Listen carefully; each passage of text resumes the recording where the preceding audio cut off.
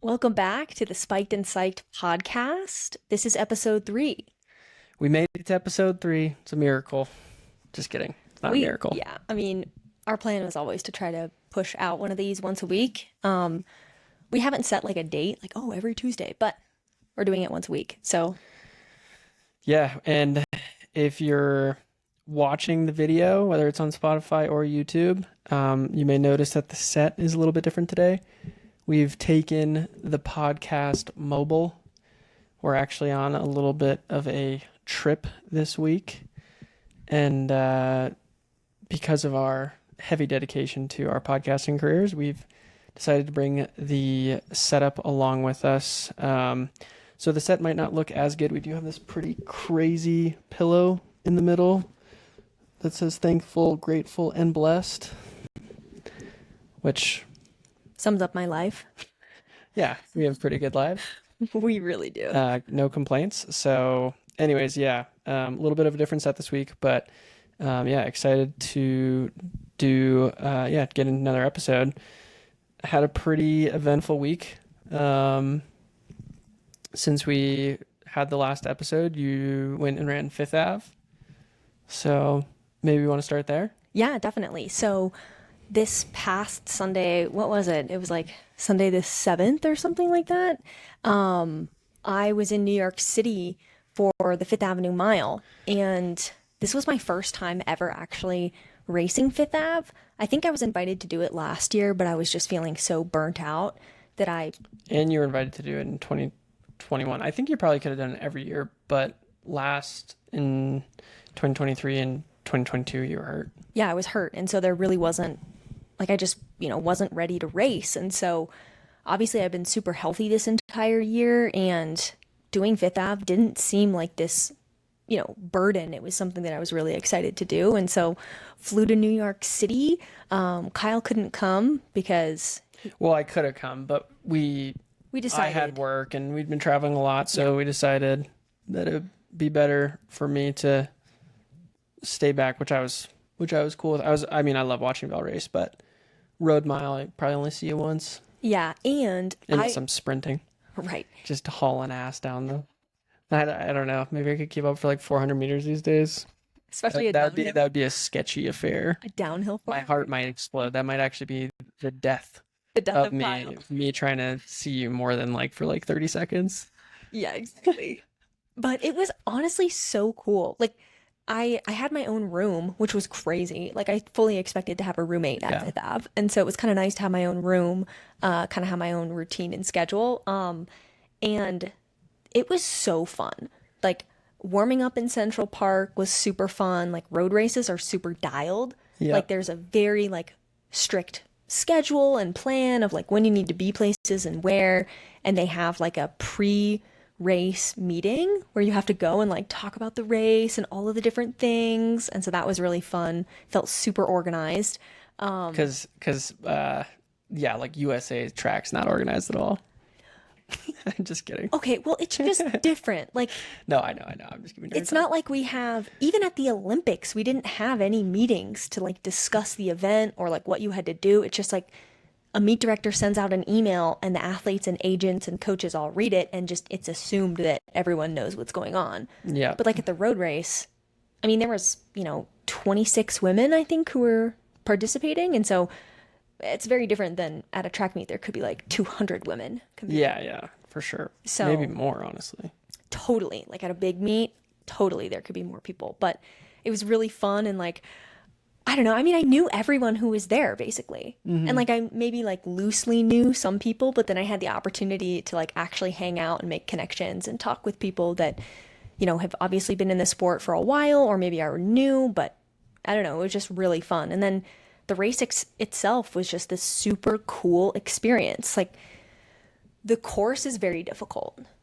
Like the first 400 is downhill, and then the next 400 is uphill, and then the last 800 is basically downhill. With like the last 300 meters or whatever, it kind of flattens out, but still the last 800 are basically downhill. And so it's a net downhill mile. I did get a PR, walked away with a new personal best in the mile. Let's go. Yeah, so that was always It's the a goal. W. Yeah, exactly. If you didn't watch the race, the gun went off and Carissa Schweisser went straight to the front.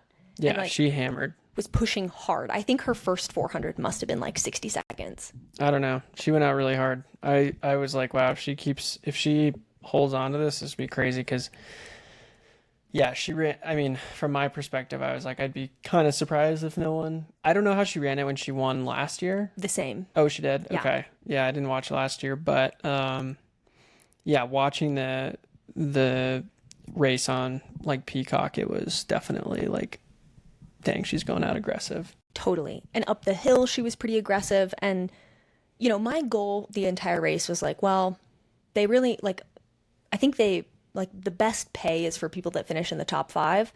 And so I was like, okay, well, I should just try to be in the top 5. And if I'm in the top 5 with 400 to go, who knows, maybe I can get on the podium.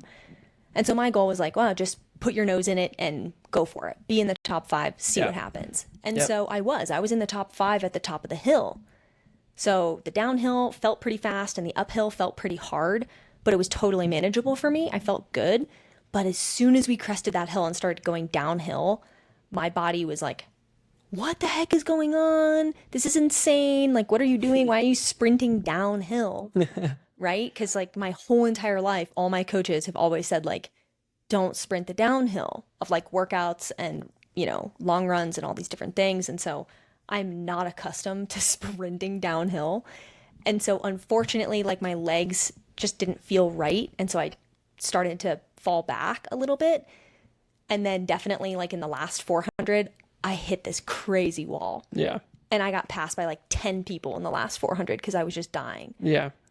Well, at least you went for it. And there's definitely like, you know, with road racing, understanding the course is a big part of it. And I don't know. I mean, I feel like in a road mile versus like a marathon, like obviously like in a marathon, the race is a lot longer. So you want to know like the generalities of the course to make sure you don't make like massive like strategic blunders. But even if you kind of, I don't know. I mean, you can tell me if you think I'm wrong or not, but I feel like in a road mile, it's like you have to be really, really familiar and you probably don't really know until you actually run the race of like how it's going to affect you because it's a road mile. And like, you know, maybe when you're just jogging the course, you think it's different than when you're actually like basically sprinting down the road. So 100%. You're definitely right about that. But kind of the upside of that is like, I'm genuinely excited to try to do it again. Yeah. Because I feel like I've learned so much from that first race just on like strategy and like how I could maybe incorporate certain workouts before the race to just get ready for that downhill. Because honestly, the uphill wasn't a problem for me at all. Like I felt great on the uphill, like super controlled, super manageable. But hill sprints are, you know, they have been a part of my training this year. They have? Yeah, hill sprints. And so it's like sprinting uphill isn't scary for me. Right. And so like in my head, I'm already thinking about like, okay, there's this one place where we've done workouts that like there's this hill that kind of felt similar to the hill at Fifth Ave. And maybe like next year I can say, oh, my 2 workouts before Fifth Ave, I want to do in this specific place. Right. Because the hill feels similar to Fifth Ave. And like, maybe it can help me get a little bit more confidence with sprinting downhill. Because honestly, that's just a huge part of Fifth Ave. Yeah. Like, sorry. We don't have our mic stands today, so I gotta make sure I'm holding it up to my face.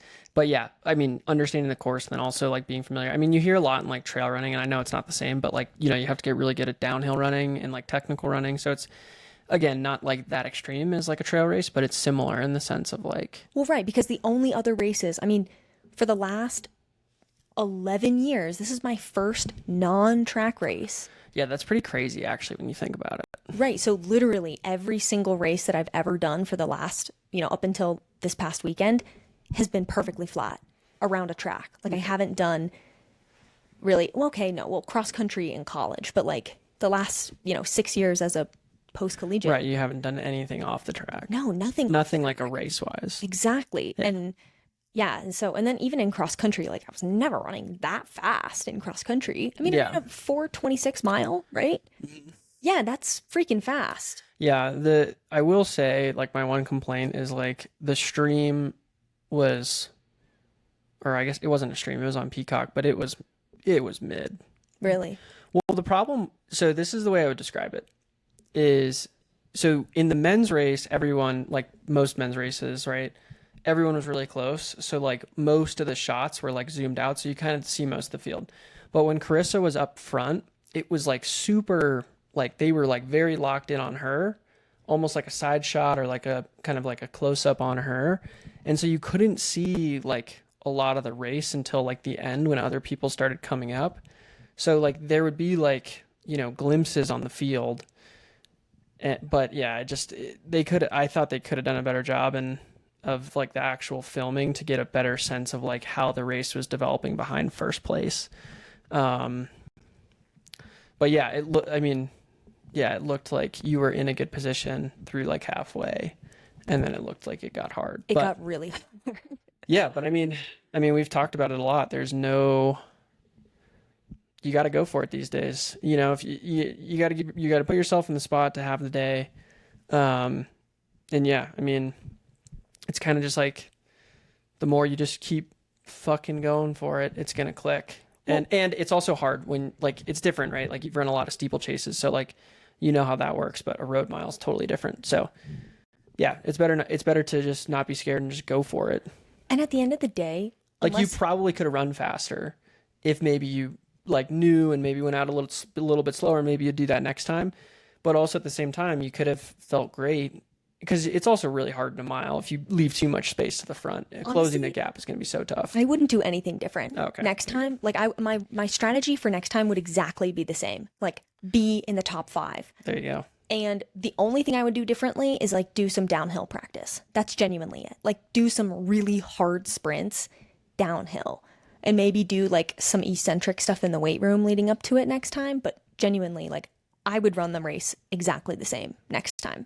Because I think you have to be ballsy in these races. Like unless you have, and obviously like I have had really good kicks in the past, but also when you're running against 1500 meter runners, they have really good kicks too. Mm-hmm. And so it's like when you get to a certain level, sure, a good kick is important, but if you're not within striking distance for a podium position and you have the best kick in the world, it doesn't matter. You're never going to be able to kick up to those positions. And in a race where there's 26 people on the course, you kind of have to just get into a good position. Yep. Because sure, it's a road race and it was, we're on a road, it's really wide. But at the end of the day, like people are still jockeying for positions. 100%. And like running around people is just inconvenient. So no, if I did it again, and honestly, I think now that I know the course, I think even if I ran it exactly the same, I think I could do a better job because now I'm just familiar with like what happened. But anyways, also on another thing, at the end of the day, in these races, unless you podium, nobody cares. Yeah. So it's like, fair. Well, yeah, there's like kind of no risk. Yeah, because but I guess unless you're like really thinking about the prize money, because obviously there was like prize. Yeah. So there is risk in the sense of maybe losing prize money, but at the end of the day, like to me, sure, the prize money's cool, but like the glory of being on the podium is what it's all about. Yeah. Like, sure, there's people who go to. Drew Hunter was telling me about how like Sam Parsons would go to Fifth Ave and just try to get the halfway bonus. Yeah, I remember actually. Dude, that's one of my best memories of Fifth Ave is like Sam Parsons just every year hammering the first half. I don't know how many times he did that, but I remember like 3 times, I think. Oh, okay. Well, I remember at least one time like seeing him like gap the field through the first 800 and just go for the halfway bonus.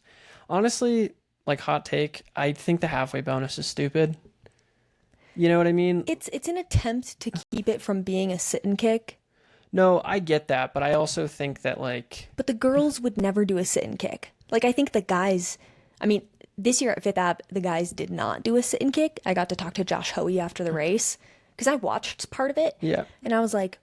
Because obviously it was fast, but I was like, it's a downhill mile, I don't really know. So I asked him, like, it seemed like you guys were all bunched up. Was it a sit and kick race or was it pretty honest? And Josh was like, yeah, it was really bunched up and it might have looked like a sit and kick race, but it was honest. Yeah. Yeah, no, well, the only reason I think it's a little bit of a, it's a silly thing. maybe if Carissa went out as hard as she did last year and she got the halfway bonus and the win. But my point is kind of like, I think it's silly if people just go out to like run the halfway or just to get the halfway bonus. I don't know. Yeah, like, but because I asked Drew about that, I was like, yeah, I mean, Sam seems to have only ever been going for the halfway bonus, and Drew was like, well, Sam knew that realistically, the only way he was going to make any meaningful money was to go for the halfway bonus. He's like, he knew that he wouldn't win or get second or get third. He might not even be in the top 5. Literally, the only way that that trip could make Sam money is if he went for the halfway bonus. Yeah. Well, I don't know, literally anyway, but yeah, I mean, anyways, it's So he did, and he, walked away with $1,000. No, yeah, it's money. It's definitely good, especially if you also get an appearance fee. But I don't know. I'm saying personally, like, I don't really think it. I mean, matters. I might try to do it. I Okay. feel like, yeah, it might be interesting. Also, because I feel like in the But women's you race- ultimately, like you were saying, like that's what I'm. But you were saying like you want to be on the podium. yeah, I do want to be on the podium. So it's like that's kind of my point is like, because I feel like a lot of the time, I mean, and honestly, like if you look at it, it's like I think maybe I think you can make an argument that Carissa maybe would have had a little bit left in the tank, because I remember being like, if anyone's close to her, she's probably going to get outkicked because she's just going so hard and she's doing all the work by herself. So that's kind of my point with like the halfway bonus that I think is a little bit silly, is like, to get the halfway bonus, you're probably not often winning the race. So it's kind of almost. But she did last year. I don't know. I didn't watch the race. If she did, yeah, that's crazy. Like, I think you should, like, that's my point. Like, if you go through the halfway and you win, that's insane. I mean, she But almost won. most of the time, that's probably not the case. Like, in the men's race, I get that probably never happens.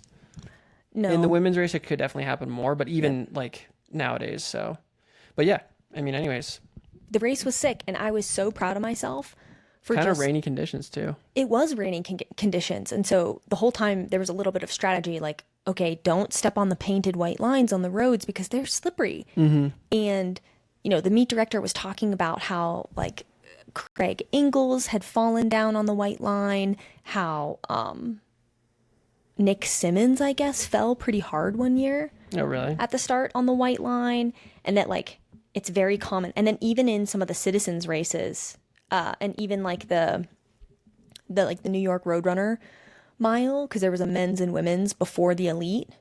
I think people fell in both of those New York Roadrunner miles. And so pretty much the whole morning I was like, okay, well, just whatever you do, don't step on the white lines if you can help it. And so that was definitely a part of the strategy. But yeah, I mean, I was really proud of myself for just putting my nose in it and like racing for a podium. Totally. Because I think a lot of people, it's the end of the year. A lot of people are like, oh, well, I'm just going to do it. I'm just going to see what happens. And I did feel like that to a certain degree. But also I was like, I'm flying all the way out here. Like going to New York City is a haul from Denver. Like the flight home is 4.5 hours long. And so I was like, well, I'd rather just like try to be top 5 or get on the podium than just like hang out at the back and, see how many people I can, pick off or whatever. Yeah. And so, because as I was dying, like in the last 400, when everyone seemed to be passing me, a part of me was like, why didn't I, like, maybe I should have like been a little bit more conservative. But then after I saw the results, I was like, okay, pretty much everyone who finished right around me or behind me, those would have been people that I would have been finishing with had I been more conservative anyways. I don't think so. I mean, I think you could, I think you have a really good mile in you, but I think at a road race, it's hard when you don't know the course and everything. So like, it would have surprised me. Like, it might have been surprising to other people. It wouldn't have been surprising to me if you won, because I think you're that good. Maybe I'm extremely biased, but whatever. But yeah, it probably would have helped to some extent, but also like if you wanted to be on the podium, you had to be up there, and it probably just came down to like the day, tough, kind of tough conditions. Rain being a little chillier can affect people differently, but yeah, you just got to keep going for it, and it'll click. sometimes. I mean, it's obviously going to be a lot easier to click in like a steeple because like that's like your race, Exactly. right? But And practicing going for yeah, it. you got to practice going for it. And So, that's the thing that I was most proud of myself was like, I put my nose in it yeah. and I went for broke. Yep. Yeah. The more you do that, the more the days that you really, I mean, at the end of the day, like Fifth Ave is not like a premier race, but it is a great opportunity to get some practice in. Exactly. So And even though I got 14th and like, we can just put that pillow down we can there. put this here.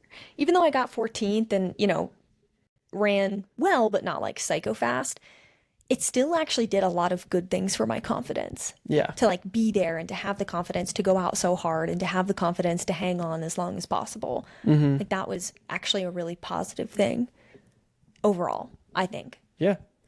Totally. I mean, mental game of the sport is arguably equally, if not more important than the physical part. I mean, you got to stay healthy, but then if you don't show up and you're not confident at races and you don't go for it, it's a pretty self-fulfilling prophecy. So, Yeah, but exactly. yeah, I mean, good job for going for it. I wish the stream was a little bit better, but I guess we should probably just, I mean, unless you had anything else to add on your own race, we probably should just recap the finishers for each race.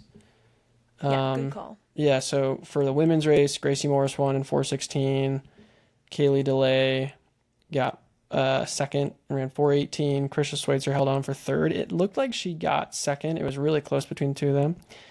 And then I think the other two like standout races to me is like Eleanor Fulton. Yeah. She's like been in the sport for forever. I think she's been unsponsored for a long time. I think she might be sponsored by ASICS now. I know she's wearing an ASICS kit, so I'd assume so. She is sponsored by ASICS. But she got fourth, which Yeah. is like really good. It was a good field. And then the other one that stands out to me is like Raven Rogers. I know. I mean, I'm not gonna lie, I would not have put Raven Rogers in the top 10, let alone getting seventh and running 4:23, pretty fast time. I agree 100%. Like when Raven came sprinting by me with 300 meters to go, I was obviously thinking like, oh my gosh, am I seriously getting beat by like an 800 specialist? But at the same time, I was like, damn, that is really, really impressive. Yeah, no, Because it's Raven awesome. beat a lot of mile specific women. Yep. And so, I mean, obviously she's like an incredible athlete, but I mean, maybe her coach is going to be like, hey, Raven, let's switch to the 1500 now. Yeah, I don't know. Yeah, I'd be surprised if she switched to the 1500, but maybe. I mean, she is really good. I think that it's worth her trying out the 1500. Yeah, I mean, she's still really good at the 8, but Of yeah, course. Yeah. No, I mean, I always, and I don't know this for sure, but I always kind of got the impression she was doing more like sprint training or like more on that side than like, strength, like threshold, but I could be totally wrong. I don't follow Raven closely at all, but that's kind of been my impression. So if I'm wrong on that, I apologize. But yeah, I mean, if she's doing the threshold work, yeah, she could be insane in the 1500. I mean, 800-meter runners can, I mean, like look at like someone like Hobbs or Josh Hoey, like they can step up and run a crazy 15. Yeah, So, agreed. Yeah. And I mean, Sage Herta too. Runs a good 8, runs a good 15. Yeah. Yeah. It's totally possible. Yep. Totally. The men's side, Yeah, and then on the men's side, let me go over to the men's side if I can get there. Well, first place was Yared, was Yared, obviously. which yeah, he had a good comeback because he didn't have the best last two Diamond Leagues. I mean, this year has been tough for him, I think. Yeah, I think tough. I mean, he won the Silesia one, and then at what was it? Brussels, he got like fourth or something. Yeah. And then at the Diamond League final, he was sick. But yeah, he had a good like race. He ran 3:48. And then Parker Wolf almost won. Everyone kind of thought he won, which he's not a 1500 or mile guy. So he had a big race, 3:49. He was right there. And then Drew Hunter on the podium. Yeah, I mean, I feel like Drew's just getting better and better, and more, and like very consistent, super reliable. He's good at road races, and yeah, third. I think that's a super solid day. He was psyched about it too, but he he recently, changed coaches in the last couple years. And so there's obviously like an adjustment period when you change coaches. And his new coach, Joan, obviously like has been doing a bunch of threshold work with Drew. And we had because we traveled back to Denver together and our flight got delayed. So we got to spend quite a bit of time together in the airport waiting for the flight. And he was basically saying that like it took him basically a year for the training to kind of click. Mm-hmm. But then ever since the training has had time to sink in, he's just been able to be consistent. Mm-hmm. And through that consistency and through showing up to all of these events, he's finally like obviously running really, really well these past 2 years. And so I think that that's really cool. And it's kind of hopeful for me because obviously like I switched coaches this year, have been doing a lot of threshold work, and I, feel like it's clicked in a lot of ways. Just hasn't showed up in the results yet. Exactly. And Drew was telling me that like, he was like, you're probably one race away. One race away from a breakthrough. He's like, just stay healthy, keep doing the threshold, and you're probably just one race away. Yeah, totally. And so that's really cool to hear. Yeah, 100%. And I also think, I think everything, like I've said in previous episodes of the pod, that you're 100% trending in the right direction. Like everything's going, like, I mean, honestly, everything is going really well. Everything's either getting better or improving. It's just the race results. I mean, they haven't been like horrific, right? Like, I mean, a 9:16 is good. No. It's just like, obviously we know that you can run a lot better. I mean, I think there's a really good steeple in your legs, which we've talked about, but it's not, it's not easy to just every race you go run a PR, and adjusting to training, it's different methodology. Your confidence has to adjust. I mean, there's all sorts of things, but I think, for you, really good races in the steeple and otherwise are just, they're quickly on the way. But, I mean, even like someone like Hobbs, I saw an interview, like it popped up on my YouTube, where he was saying he kind of had a tough year and he couldn't really put his finger on as to like why he had a tough year. So it just kind of happens. I mean, sometimes you don't always have good years, but you just kind of got to keep chipping away. And I mean, it'll come around. I have no doubt Hobbs, go down the list of great runners that maybe had tough years. I mean, it's just, that's why when you look at athletes that have had, like a Jenny Simpson, who have had these like crazy, I mean, even Emma and the steeple have had these crazy stints of consistency. It's like, it's so impressive. It's so impressive. Yeah. Because it's not easy. But I also think with the depth in every event now, it's harder than ever to do that. Like if you have someone that's that consistent these days, it'd be crazy. I mean, it's completely unheard of. And I mean, there are some events where we've seen athletes who have dominated for a while, like,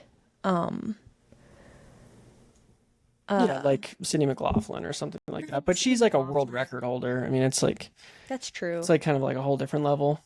And you see some Africans hold dominance like that, like Faith Kipyegon. Yeah. And I think that Winifred Yavi is kind of starting to. But they're like literally world record holders, or like, like Yavi is like half a second away from a world record. Yeah, it's true. It's just because Americans have really stepped up. Like there's not a gap like that anymore. Like there were periods of time where, Emma was winning U.S. championships and then struggling to get to the finals at a world championship. I don't think, really? Well. And so obviously things have changed a lot since those days. Yeah. Yeah. But still, I mean, their level of consistency is crazy. But I think, not taking anything away from them now, but I think everything has just gotten so deep, and they've, people like Jenny, people like Emma have just kind of like blazed the trail for all you guys, and it's led to so much more depth. And that's across like all, events. And so, it's just in U.S. running. Yeah, it's a super positive thing. I mean, I know that's cheesy to say, but steel sharpens steel, right? Yeah. And so like in the US we have these crazy battles at the US championships, and these Americans we're pushing each other to just become really, really good. And I mean, it's obviously working really well for the men right now. We have a whole bunch of medalists like Grant Fisher and Yared and Cole. And so, I mean, Hobbs was what, like fourth? Fifth Fifth, in the but 15, I think. and that's insane, right? When you think about like how good I mean, Kenneth Rooks too. I'm sorry. I did not forget about Kenneth, but still, like there's so many people, men who are so good right now, and I think the women are just like one season away from seeing similar success. Yeah, you guys are all seems like it's gonna start happening soon. I mean, Nikki very well. Nikki could very well medal I think so. this year at the World Championships, especially because I feel like as long, I mean, I think they probably could run a crazy fast race, but especially if it's like if it's a 3:55 race. I mean, if it's a 3:55 race, which I wonder if like Faith or Jess would even let like that happen. I doubt it. Yeah. But anyways, it's But still, I mean, we've seen fast races where Jess has died.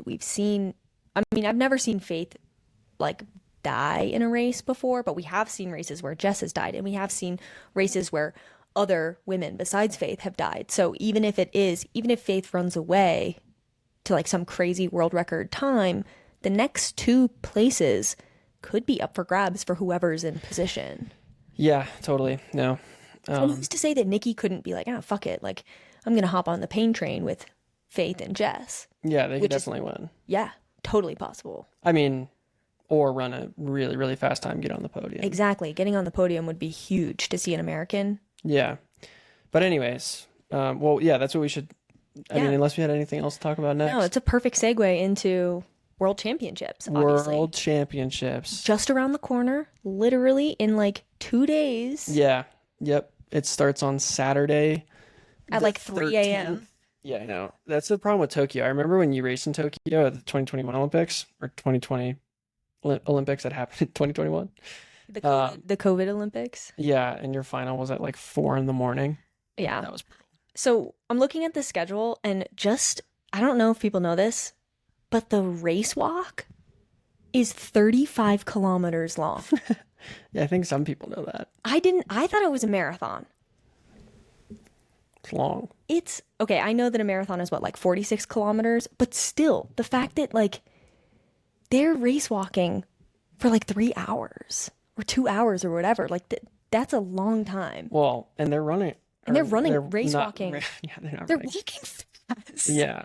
Yeah, it is. Don't very they walk fast. like 5-minute pace? It looks so uncomfortable. They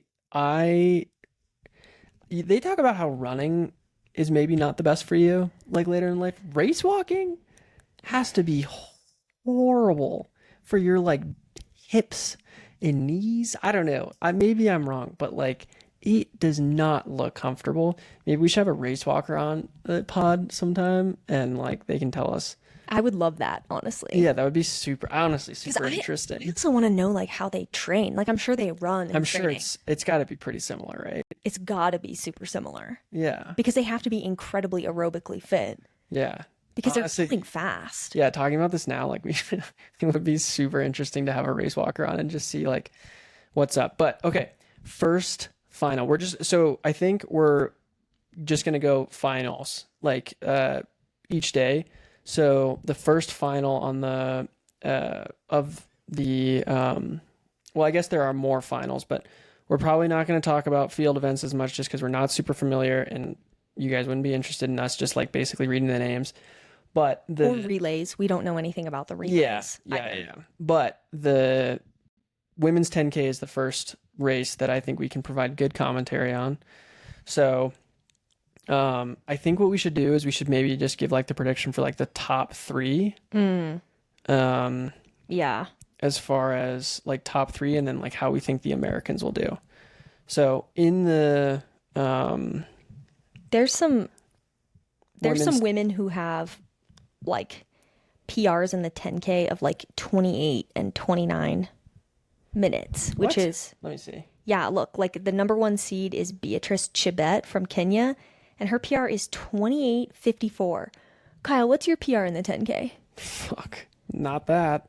That's insanely fast. I never ran a 10K on the track, but I think in cross I ran like, I don't think I ever broke 30 in a 10K, but regardless. So let's talk through the American women. Do you think So we got Elise Cranny, Emily Infeld, and then Taylor Rowe. Emily Infield is a global medalist in the 10K. Yeah, she's a bronze medalist. Yeah, she's a bronze medalist in the 10K. And she probably, maybe her and Elise are like neck and neck with global, like world championship amount of times they've competed at that level. Yeah, I mean, Emily's been in the game for a while. And then I saw like the USATF posted that, I don't know if Elise has made more teams. She might. But she's been on a USA team at least 5 times. So for the last like 5 years from 2021 until now. But yeah, I mean, predictions, I think Beatrice Chibet should win. Yeah, I would. Because that's... What's the next closest seed? The next closest seed there's 2 Ethiopians. Fote Tesfaye, who's run 29:47. And then the other Ethiopian... Hold on. The other Ethiopian is Ijayuhu Tai. I'm sorry, I'm butchering these Ethiopian names. And she's run 29:50. And so, obviously, and I think there's a Ugandan woman. Oh, yeah. Who's really good, too. And Gudaf Tizgay, who's run 29:05. She's the second seed behind Beatrice. And there's, like, Ugandan women who have run low 30s as well. The problem with the 10K, I feel like, that's so hard is, like, they don't run it very much. Well, yeah. I mean, the Diamond League, the only Diamond League that had a 10K this year was Pre. Yeah. Or the 10. And I don't think many international women ran that. So it's like, I feel like most people just run the 10K to like qualify. Yep. And those races can like really vary. Yep. So like, I think Elise has, I mean, from what I'm seeing, she might have the 4th fastest time she does this year. Yep. Yeah, she does. And I mean, Elise has a really incredible kick for a 10K runner. But it's just going to depend on whether or not some of these other women, like these Kenyan women and these Ethiopian women who have faster personal bests, decide, like if they run a suicide pace from the gun, Elise, that's not really Elise's style. At least not in these last couple races that she's done. Yeah, I think it will be hard for any American women to medal if the race is fast. And the conditions could be tough because Tokyo is very hot and humid, and it can be challenging to race in those conditions if you're not accustomed to it. Yeah, you give it a little bit of a slower 10K. You could have 2 American women on the podium. 100%. Because Emily Infield obviously has a nasty kick. Yeah, she's always had a good kick. We saw it. We've seen it. And then Elise has a nasty kick too. And so hopefully it's like the conditions are terrible and some of the women with faster PRs decide to run a little bit slower for the first 5K. That's my dream. Like lap to go, just like 10 women just grinding out. And yeah, I think, Emily is clearly a gamer. I've always been a fan of how she races. Same. Yeah. She's gutsy. Yeah. And she always goes for it. I mean, I remember one of the times she qualified for the Olympics. I think she had like a few months of training and still. Yeah. Anyway, she's a gamer. I'm a huge Emily Infeld fan. But. And Taylor Rowe, I mean, I think this is Taylor's first. Is this Taylor's first world team? Yeah. On the track, at least. I think so. She might have been selected in a marathon here or there, but. She just graduated in the last couple of years. So this is probably her first world championship. Yeah. So. All right. And that's huge. Yeah. All right. Let's not get stuck because we have a ton of events to go through. So let's make some predictions. Oh, predictions. Yeah. So I'm saying top 3 and then how did the American women do? I think Beatrice, the Kenyan, is probably going to win, followed by Tsegay, the Ethiopian lady. And then I think 3rd position could be up for grabs. I could potentially see the Ugandan woman who's run pretty fast this year. What's her name?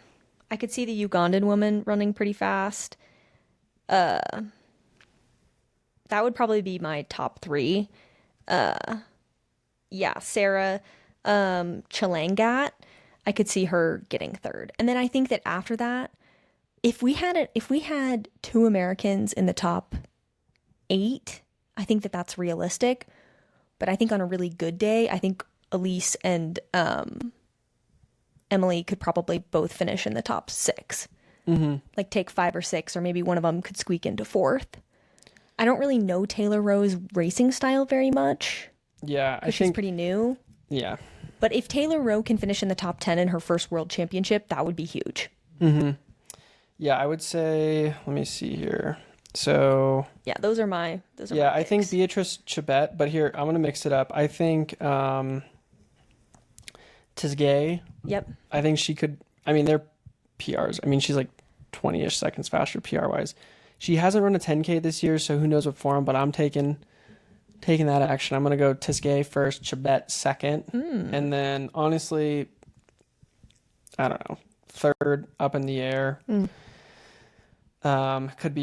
Could be a ton of women. I would guess probably an African. I think realistically, I just, you don't see African women these days run slow races very often. So I just can't imagine they're going to do that, unfortunately. So if it's a fast race, I don't think we'll see Americans on the podium. I'd love to see that, but I think it'll be difficult. But if it's slow, it's anyone's race. I agree, 100%. So, but if the first 5K is slower than like 15-20, it's an American's race. Yeah. But if the first 5K is close to 15 flat or sub 15, it's going to be, unless the other women die the second 5K, it would be a lot harder for the Americans to be up there. Yeah, I mean, even 15-20 is pretty fast, because if they run 15-20 and then, negative split it, you're talking like American record pace. I think Elise could run the American record. Yeah, I agree. But still, yes. Yeah. I mean, yeah. So true. Yeah. Those are my hopefully predictions. It's a slow race. But we'll see. I think in a faster race, I think Elise is probably the best, like in a faster race, just because she's obviously has some, almost has run the American record before. Emily Infeld and Taylor in a fast race, I'm not really sure. But my hope is that it's not a fast race, it's a tactical race, because I'd love to see the American women mix it up for a podium. That'd be sick. I agree. All right, next event. We probably gotta cruise through some Next of these. event, September 14th, is the women's marathon. So Okay. that's a final. I can't click on this, and I don't know who's representing the US for the women's marathon. Same. Which is really bad, and unfortunately this link isn't opening. Yeah, hold on, I can look it up here actually. I got this. But a marathon in Tokyo sounds really difficult because it's so hot and humid that I'm sure that it just must be a ton of heat training for these women. Yeah. And heat training is brutal. And the problem is like, at least when I've heat trained in the past, it's been for a 9-minute race. Right? Okay, so for the women's marathon, it's Erica Kemp. Erica Kemp. Holy guacamole. Wait, you passed it. Go up. Okay, Susanna Sullivan. Did they bring 3 people? Because sometimes they... Only bring 2. Yeah, exactly. And then Anna, no, she's an alternate. That might be it. What the hell? Cool. Well, I don't know much about the marathon or these 2 women, so I can't really comment on it. Yeah, I mean, honestly, like this one, I'm not familiar enough with. But, yeah, I mean... It's going to be big. It's going to be a big deal for Asefa from Ethiopia and... Well, I was going to say it's going to be a big deal for these 2 Japanese marathoners, because I know that the marathon's kind of a big deal in Japan. It's an important sport, and obviously like a world championship event. Yeah. For the Japanese athletes. So. Yeah, I mean, but I would say Asefa and Kibeti from Ethiopia, they have like... Crazy times. Yeah, they're minutes faster. They both run 2:15 high and then 2:16 mid. So, I mean, obviously the marathon's a brutal event. Anything could happen, but honestly, I wouldn't put the American women up on the podium on that one. And I would put those 2 in just based on times. I'm definitely not the most familiar with the marathon, but yeah, I mean, I hope we can see some surprising races. But I think move on to the next final. Men's 10K. Men's 10K. Is that? Oh, that's on the evening session Yeah. of the second. Okay. And the nice. website's not working for me. All right, hold on. I got this. I honestly think the men's 10K is going to be insane. Okay. So from the US, we've got obviously Grant Fisher, Graham Blanks, and Nico Young. I genuinely think that Nico Young could win that race. He has like the Delulu energy that it takes. Watching him run that 5K in Oslo, He was gutsy. I was like, this guy is going to medal at Worlds. Yeah. He's going to medal in one of the events. I genuinely think he could win though. And he's not that far off. That's the thing. Like at this point, men's distance is like the Americans are definitely catching up to Oh yeah. the rest of the world. And in my opinion, like in men's distance, the Ethiopians and the Kenyans aren't dominating in the same way that the Ethiopians and Kenyans are dominating in the women's side. And so on the men's side, like it's pretty much anyone's race. I mean, it does look like the top times are guys from Ethiopia and Kenya. Yeah, but Americans, at least Grant has run very quickly. I mean, again, it just comes back to there's not many 10Ks that are run. It's true. Yeah. So, but I'm taking. I honestly think Nico and Grant can be on that podium. I think so too. I mean, I hope that Grant, because in the Diamond League final, Grant had a good kick, but he was getting out kicked by a lot of people there at the end. So yeah, Grant. I mean, he should have won the Diamond League final. I think he's definitely the best guy in that. He hasn't been able to buy a win recently, and I think, but only race that anyone cares about is Worlds. Yep. So I do think though that Nico, the races I've watched, he has looked really good. Yep. I would not be surprised if Grant wins. I think if it's a faster race, again, I think that lends into like Grant's hands a little bit more, just because he has a little bit more 10K experience than I think Nico does, and he has the American record and he's running crazy fast. But if it's a fast race, maybe Grant could win. Yeah. But I honestly, I'm taking Nico Young all day. I think that kid is an absolute animal, and he is. I think he could easily throw his name in the hat for a win here, and I think Grant will be on the podium again. I think if everything goes well, Grant definitely can be on the podium again. I agree. Yeah, 100%. and then I don't know, take your pick. I think also Graham Blanks. I think he'll probably be easily in the top 10. He could be easily in the top 6. Yep.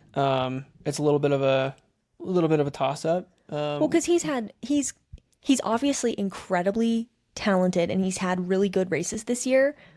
But when you're as a younger athlete, it can be tough to like extend your season as long. And I would honestly be interested to ask him if he thinks he's better at the 10K than the 5K. Because I would actually say he's better at the 5K, but the 5K didn't make the team. Right. And that's like where, yeah. Anyways, so.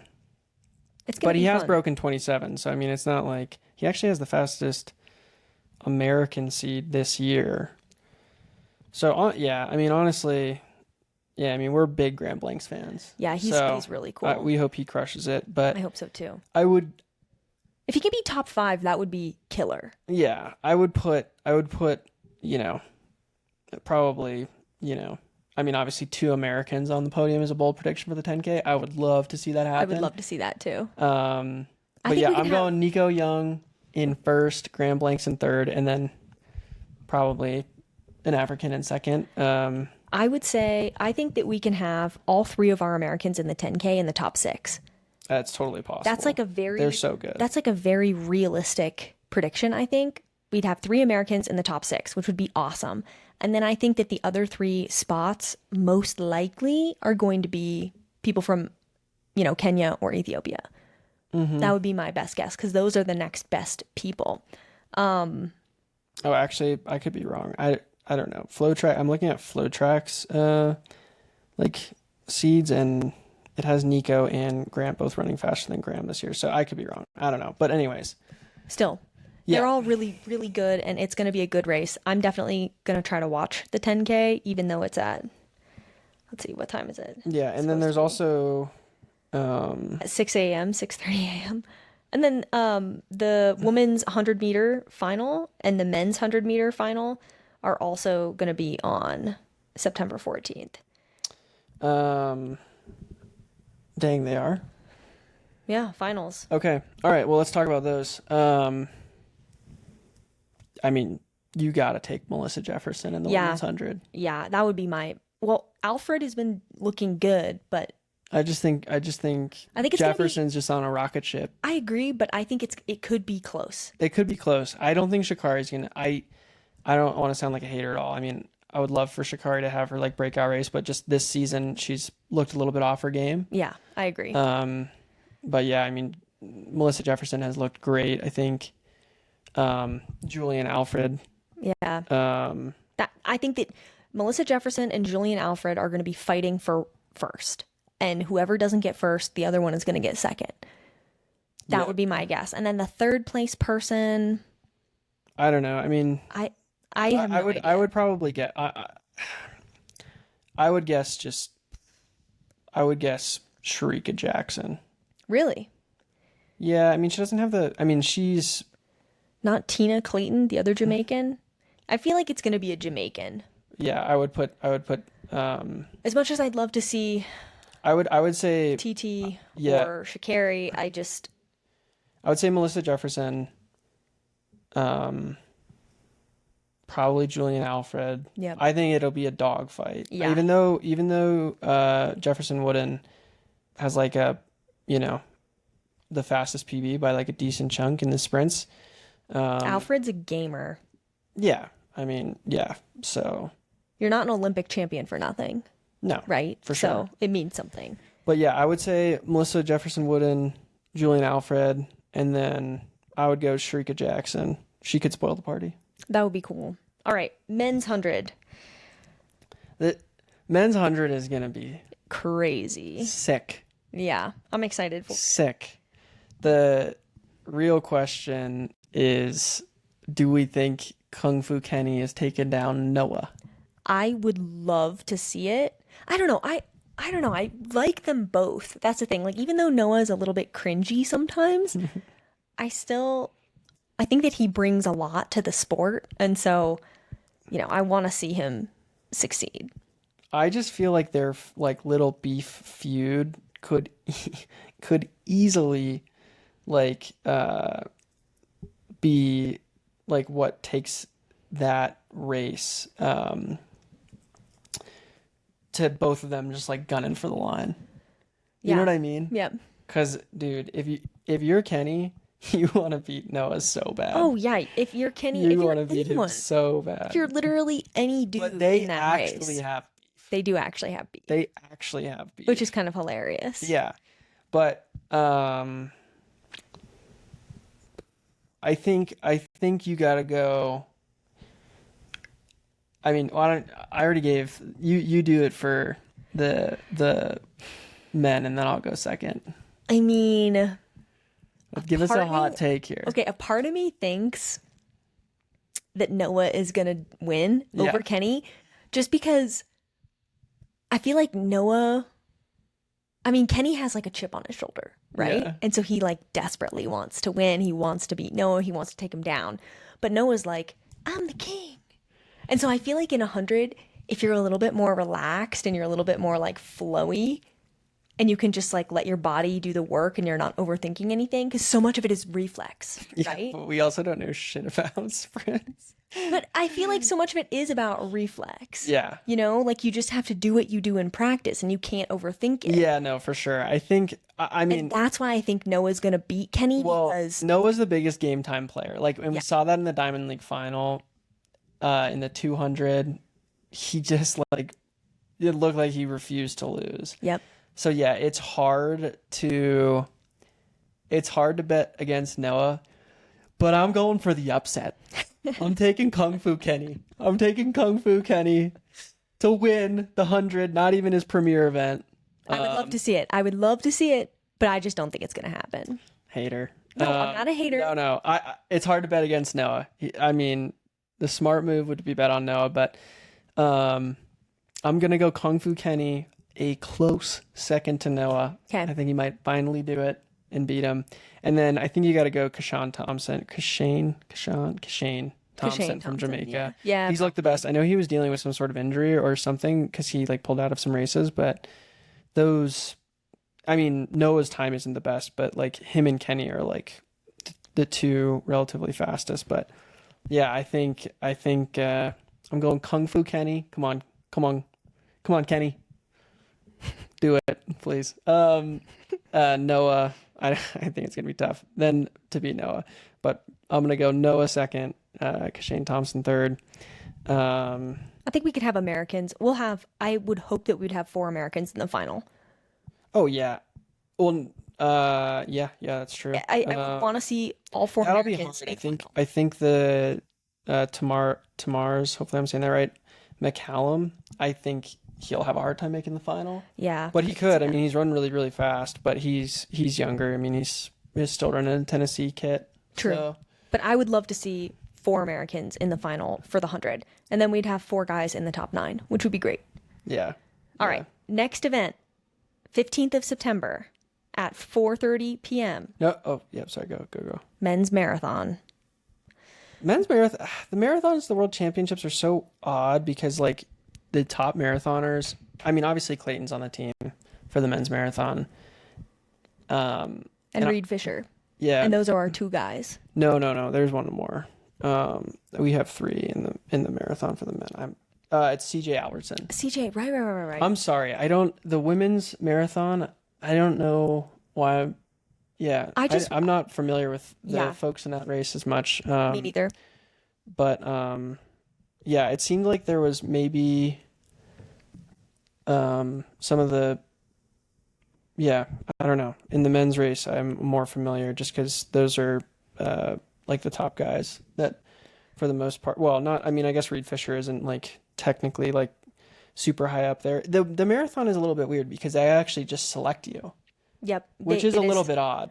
Well, I mean, it kind of makes sense because if you had a trial situation, because they raise like 100 people at the trials, or like 50 people or whatever, like there's a ton of people who race at the Olympic trials for the marathon, and it's like a huge event that costs a lot of money to put on. And so I think it's kind of more of a financial thing where like you just accrue points in the majors throughout the year, and then a committee selects the team, which in a lot of ways is a safe bet.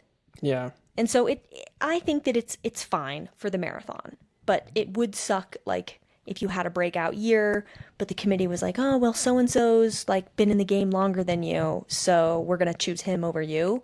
That would be hard, especially if you really wanted to do it. And, you know, if it was committee based and they didn't like you for some reason or whatever. Yeah, but I would put Clayton. Clayton should be in the top 5. That would be sick. I was gonna say on a really good day he could be top 5 because he was 8th. I think they were 8th and 9th last year at the Olympics. Him and Connor. Yeah, but I think that he's had like a really consistent block of training for the last like 2 years, which I don't think he's had in the past. Like I know he's dealt with some injuries, just like Connor, and so I think that because of his consistency, I think that I don't see why he wouldn't. If he has a good day, he could be in the top 5, which would be awesome. Yeah. And then Reed can probably finish.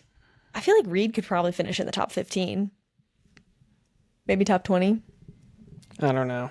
I mean, he was like, what did he finish at Boston? He was like 10th or something at Boston. Or no, at Chicago, he was like 10th. It was really good. The marathon is definitely not our most familiar race. No. But we should probably just stop talking about it because we're just like blowing. We're just butchering it. Yeah, right. Blowing smoke. We're moving on. Hopefully the American, that's like the Americans are really the only marathoners I care about. So hopefully we have some Americans. Hopefully Clayton Young crushes it. Yeah, exactly. Top 5, good day. That'd be sick. Get on the podium though. Exactly. Go for broke. Why not? Well, also dying in a marathon is probably way more painful than dying in like other events. Well, it just lasts for a while. Yeah, your death could last 10K. Yeah. Which is crazy. Yeah, that would be all right. Men's 3,000 meter steeplechase final is also on September 15th. Yeah. Our steeplechase team is going to be really good, I think. We obviously have Kenneth Rooks, Isaac Updike. Yep. And then Kenneth Rook's teammate, I can't remember how to say his last name. Hold on. I'll pull this up. All right. It is, I think it's Mikalski. Hold on. Yeah. Where is he at? Nathan. No, that's the alternate. Oh. Daniel Mikalski. Daniel. He's got a good story. Yeah, like he, just moved out to, or he's under Ed Eyestone now.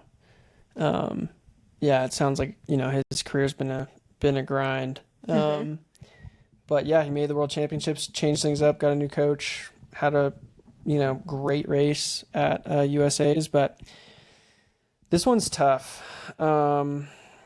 Of course, we have to say, Kenneth obviously was second at the Olympics last year, and so I would hope that Kenneth would be able to be on the podium again this year. It seems like he's had a pretty consistent block of training. He's run pretty well a couple times this year at some of the Diamond Leagues, and obviously ran really well at the US Championship. And so I would hope that Kenneth would be able to get on the podium again. Yeah, I mean, he's a great racer. He is a great racer. Yeah. Yeah, so I would hope, I could definitely see him, like, based on how he races, I 100% think he can be on the podium again. I think he's also one of those guys that, if something feels, I mean, the event is so hard, so, like, he could easily not be on the podium, but I think you definitely got to put him on the podium. I mean, he almost won that race. I know, yeah. He almost won that race. But I think it's hard to bet against El Bakali. Yep. Or Kali. I think it's Bakali. Yeah, the Moroccan. Yeah, he's really, really good. I mean, he's, so, yeah, Olympic champ. I think it's hard to go off that. And then, Abraham Kibuat. Yeah, he was the bronze medalist from Paris. I don't know. It's so hard to say who will be on the third spot, but I'd love to see Kenneth. I guess one question is, we should see all three Americans in the final. You think so? Well, I definitely think that Kenneth and Isaac will be in the final. I think Daniel's going to have to fight pretty hard to get into that final. I think the one thing going against Michael is his... Oh, Michael. I'm sorry. Wait, no. Daniel. Where is he at? Hold on, wait. Scroll down. Yeah, sorry, Daniel. His last name confused me. Mikalski. I think he will have a tough time potentially getting to the final. I think it's totally possible. Yep.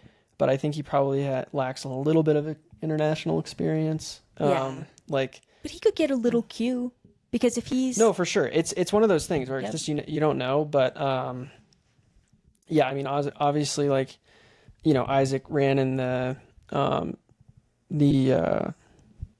what's it called? The Diamond League final. Yep. He didn't have a great day at the Diamond League final, but he still made it. And he got to race some of these same guys that he's going to see at the World Championships. Yeah. And so, yeah, I mean, racing the international athletes in the steeplechase is important because Americans have a certain style to how we hurdle and water jump, and people from other countries in the world have other styles. And so it's good to have exposure to that so that it doesn't get you off your game and you can kind of just stay focused. Isaac even just making the team, though, is crazy. Like, the fact that he finished 5th at USA's. Yep. And then obviously third place didn't get the standard. Yep.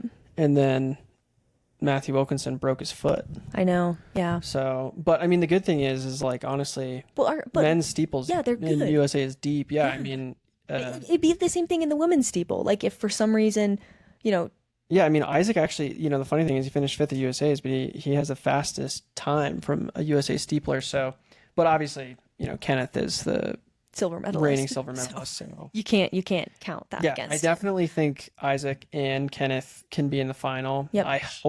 I hope Daniel can do it. Yeah. It's going to be hard. I mean, trust me, I've been in that position. Like my first international race ever was at the Olympics. Yeah. The Olympic preliminaries in 2021. Yeah. And it was such a shock. But, if he puts himself in it, if he doesn't give up, if he, tries to be hanging on to that top 3, he could squeak in with a little Q, or if he has a great day, he could get a big Q potentially. Yeah. It's going to be really hard, but the steeplechase, anything can happen too. 100%. Yeah, I mean, just keep it clean, stay on 2 feet. Exactly. That's get to the finish line as clean as you can. You got a good shot. Day 4. But yeah, I would say Bacali, Rooks, and then toss up for third. I have no idea. Exactly. But yeah, if we could see all the men make the final, that would be insane. I wonder if that's ever happened.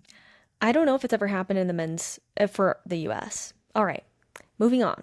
Day 4, September 16th, we have the women's 1500 meter final. We did miss the women's 100-meter hurdle final. Oh, shoot. I'm so sorry. No, it's fine. We can go back and talk about that, but I don't know anything about the 100-meter hurdles. So yeah, I mean, I can't even really speak to it. Yeah, I mean, it's definitely like a race that we should, like the Americans should win.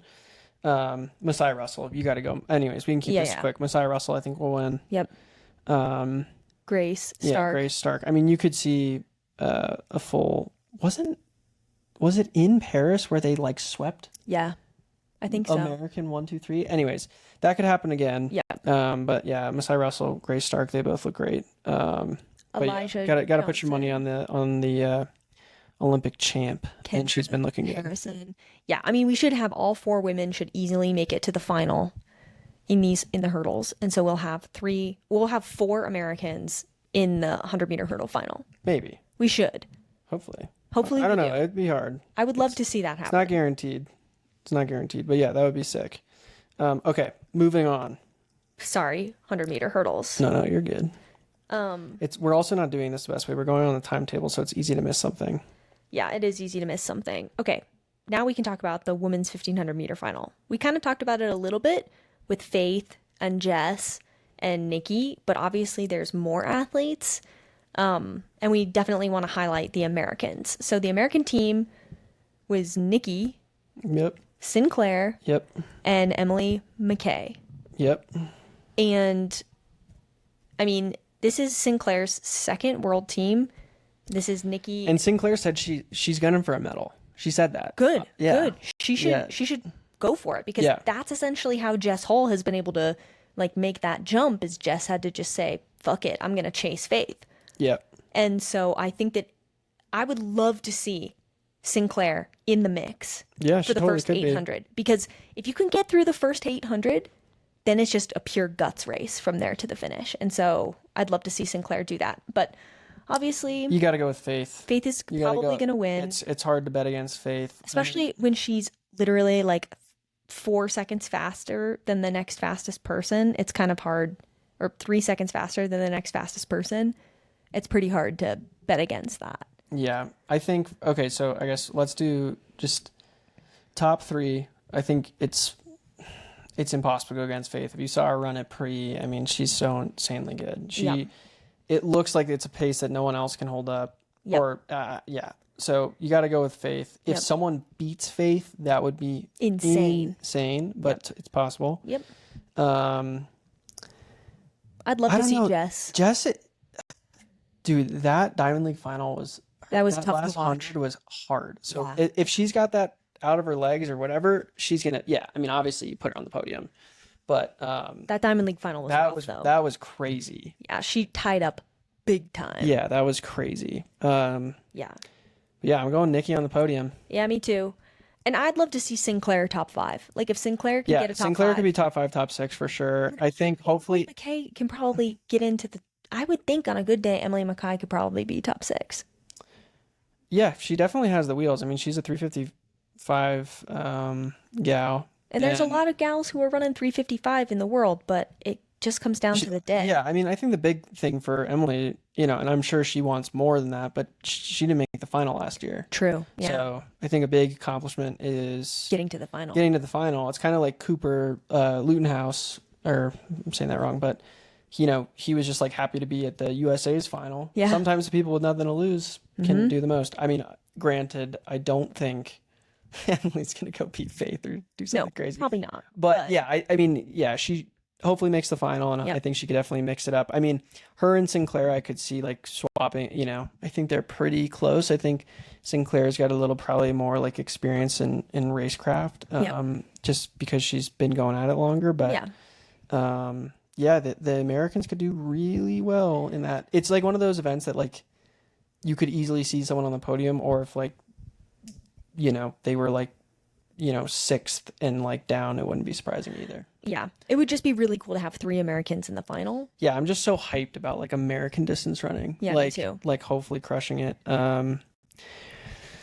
So Faith, Jess, Nikki. That would be my top 3. I would love to see that. Yeah, that would be crazy. But thing is, if Nikki's close enough, they could win. I agree. Yeah, that's the thing. Like if it's slow, man. Exactly. If it's like a 3:55 type race, dude, I think Nikki could get that.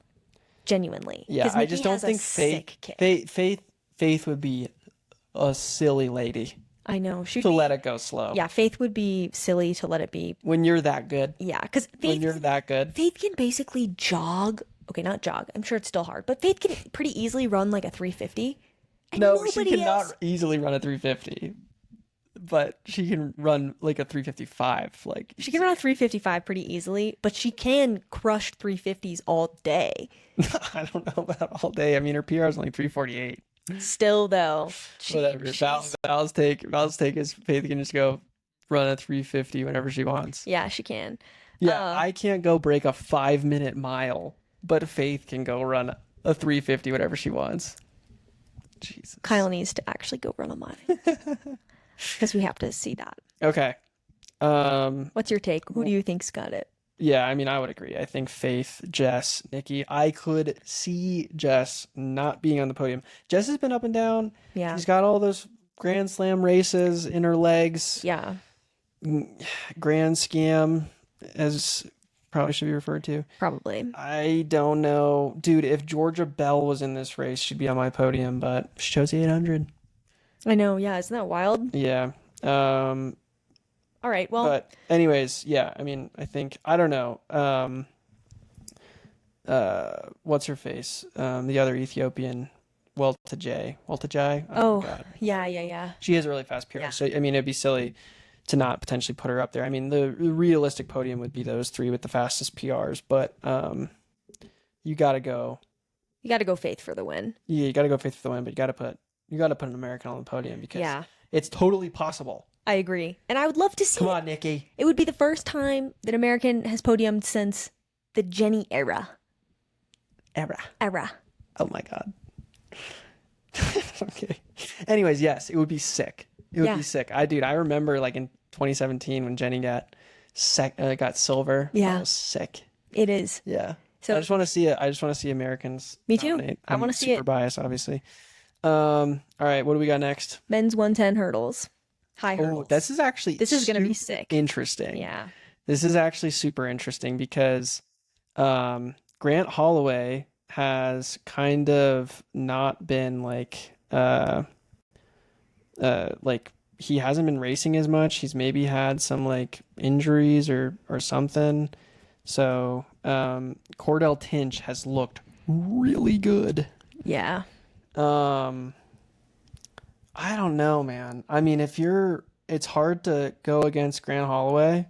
I mean, Olympic world champ, most consistent guy in the event, but Cordell Tinch is on an absolute heater of a year. I mean, yeah, it would be cool to see. I mean, it's always fun to see somebody else. Yeah, no, for sure. I think he could totally pull off. I mean, I don't know if it's technically an upset because he's had a good year on Grant Holloway, but dude, I think Cordell Tinch, I think could get it. I think he takes it to the promised land. That would be cool. I would love to see it. I also want to see Grant do well. Yeah, I mean, I would love to see Grant win too, but I just think, we've talked about it before, like momentum is huge. It is. And you gotta think, I mean, I don't know, maybe you're not the Olympic champ for no reason. So, Grant could be totally unfazed, but I don't know. A mere mortal like me would be like looking at Cordell Tinch's season and be like, holy shit, this guy's fucking flying. Yeah. So the other Americans, let's talk about them. Yeah, we got Trey Cunningham. he's the alternate though, and then yeah, you got Jacoby. Jacoby Tharp and Dylan Beard. Mm-hmm. The thing is American, you know, in the sprints are so good. Yeah. It's true. So it wouldn't surprise me if any of those people were on the podium. True. I mean, you know, it's crazy. Like Grant has the slowest seed time of the year, of the Americans. So, I mean, but yeah, I would put Cordell Tinch up there. I think Grant Holloway you can't sleep on the Olympic champ. Yep. So, Yep. And we'd love to see all the Americans in the final. yeah, that would be cool. I don't know. It's hard for me to guess. I mean, the Japanese, Rashid Muratake is the second seed. That's cool. And I mean, it's his home country. world championship, so he could ball out. I mean, Home that's a field big deal. advantage is a real thing. Yeah. Like if the most of the stadium's filled with people who are cheering for you, that's pretty inspiring. Yeah. I would say Cordell Tinch though, and Grant Holloway on the podium. I think Cordell could win. I could easily see Grant, but I'm gonna go Cordell just based on the great years he's having. And then third, I don't know. Coin toss. There's a lot of good guys. Next event, we're moving on through. Day 5, September 17th, we have the women's steeplechase final. All right, I think what we should talk about first is, do we think the American women are all going to make the final? And I can start here because I know, you know, I think, well, actually you go ahead because no one cares about, they care about what you, yeah, go ahead. I think that making a world final, or at least I've only ever ran at the Olympics, but making an Olympic final, there's a lot of pressure. And historically, it's been really difficult for the women's steeplechase to send all three to the final. Obviously, the only other times that that's happened was when I was on my first Olympic team with Emma Coburn and Courtney Frericks, and then Colleen Quigley went to... Oh, in Rio. Yeah, they were... Oh, no. Courtney Frericks didn't make the final. So I'm saying at Worlds, like I think at 2017, Emma, Courtney, and Colleen all made it to the final. But then 2018 was a down year. And in 2019, Colleen was injured and didn't run. And I don't know if Ali Ostrander made it to the final at that Worlds. Yeah, I think, yeah. And so really historically, it's been difficult for Americans to send all three women to the final in the steeplechase. Yeah. And so if you're just looking at history, it would be a safe bet to say probably only 2 of our 3 Americans are going to make it to the final. It's a tricky year because we have 3 women that have no like world stage racing experience. I definitely think Lexi should make the final. And Kaylee should. They all too. have the times and capability But to it's- make the final. I think. It's dealing with it. I mean, Marissa Howard had run a 906 and Yeah, I know. really struggled. Or 907 and really struggled. And even in 2016, Courtney Frericks had a really fast time and should have made the Olympic final and didn't. Yeah. And so, I mean- and even Chrissy Gear, when she had run a 912, like that totally should have made that final too. Yeah, it is definitely, like, obviously the women's steeplechase is so deep, but it is a big step to take that step to Worlds. I mean, even for you and like your prelim, it was hard. I mean, I remember the prelims last year were fast. They were fast. Like you got in with like a 9:15. I think Courtney's heat Was a 9:10. Yeah, it was super fast. Uh-huh. So It could be like that again. I could easily. I think they could all make it. I think realistically, though, I don't think all of them make it. And honestly, If only one of them made it, I wouldn't be that surprised. I could easily see Angelina Napoleon make it. If she can carry over that confidence from USA's, she can totally make it. But I think here's one thing that I think is kind of relevant, is I think in the US, it's such like a big relief to like almost like USA's and making the team is like the Olympics. Yep. And then like wrapping your head around like it's just like I want to go. Yep. And again, I obviously am not speaking from personal experience, but it seems like that. Yep. And yeah, so sometimes it like from a outside looking in, it like seems like, okay, you made the team. Now you have to refocus and be like, okay, now I got to make the final. And I think, almost for some people, it's like a bigger deal to make the team 100%. than it is to make the final. So it all depends on how they handle the pressure. Yep. Because I could easily only see Lexi making it. Yep. I could easily see none of them making it. Well, it's possible. It's not impossible. Here's what I would say. I think that Lexi has had a lot of positive momentum this year. Yeah. But I think Lexi 100% should make the final. But it's been a long season for her. Yeah, yeah. And so if she can maintain that motivation and maintain that excitement, and if she's not at risk of burning out or injury, she 100% should be able to make that final. If any of the three is going to make it, it should be Lexi. Yeah, I agree. I would say Kaylee Mitchell would also make a lot of sense because she has a little bit more experience now in bigger races. Just because she's raced more U.S. champs. Kaylee Mitchell hasn't raced a ton of Diamond Leagues. Yeah, she's raced international. She's raced pre, which is huge. But yeah, it's helpful. Technically, Angelina Napoleon has raced internationally already. Yeah. And so out of those three, she's the only one who's done an international race because she was at Paris. And I don't think Kaylee Mitchell has raced international. I don't know. And it's hard to say. It's honestly one of the hardest events to pick. Let me tell you something. Okay. I think the biggest thing Angelina Napoleon has like a very, very high potential and positive, but at the same time, she probably has the biggest downside. Her biggest high end is that she has that confidence and she, is young and naive, and sometimes that can be really positive. Yeah. So I think that she has that going for her, where she has that like delusional strength that can be a huge positive. I think her biggest negative is she's all over the place in a race. And in the US, that's fine. We're really nice. We let you in. If you cut us off, it's whatever. But internationally, like these European girls are going to push her down onto the ground if she cuts in. I'm dead serious. Like, you would know. I wouldn't. It gets nasty out there. Like if you're all over the place running around, I think she'll probably in front of people. Fine, but yeah, I mean, you definitely have to be careful. It can be a lot more physical at the international level. And right, and if you're wasting energy bopping around like that, and you get in front of a French girl or a Polish girl, they're gonna step on you. Yeah. Like, or the Africans too. Well, the Africans are smaller though, and she's pretty tall. So like she'd probably just bounce off an African, but the European girls are super physical. Yeah. Like they will push you down and they will hold their space. They'll put out their elbows, and the European girls can be nasty. Well, and that's just to this entire point. It's a tough event because we're just not sending the most seasoned veterans. We're sending we're sending rookies, which is we're sending all rookies, which is cool. Yeah, I mean, next time, I don't think it's a unique year. I mean, I don't think anyone would have picked a team of full rookies, like they would have put Courtney Wayman, or even Gabby. Even though Gabby hasn't raced at a Worlds, she has international. She has a lot of international experience. So yeah, but so it's going to be interesting. But I don't think a single American is going to be on the podium.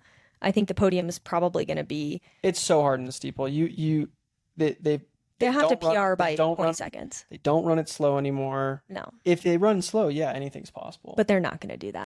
I would doubt it. Yeah, I mean, I think, it's the biggest boom.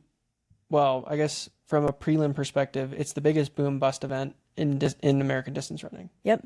For this year. Yep. But I'm not a hater. I think they can all make it. I just think that you just don't know. Like, it's one of those things where I could see all of them showing up, and it's fucking. I mean, dude, I remember, again, I didn't run on the Olympic track, and who knows? I would imagine Tokyo's going to be packed. Probably. But dude, stepping on the track, it's intimidating. I mean, dude, in Paris, there was so many fucking people there. And you saw that in Marissa Howard and what's his face from BYU last year. Yeah, yeah. Had off days in the prelim, and they were, rookies in the sense of going to a world championship. So it's hard to say. Definitely would love to see you guys all make it and crush it. I mean, obviously they're really good and they're going to keep getting better. Well, just see if they step. I just don't know. We'll see if they can step up and deal with the pressure and make it happen. But if I was a gambling person, I would say that 2 of the 3 are going to make it, and it's a coin toss on who doesn't. Yeah, I agree. I mean, yeah, it's like I think Lexi has the best chances, but at the same time, It's a freaking coin toss. it could Yep.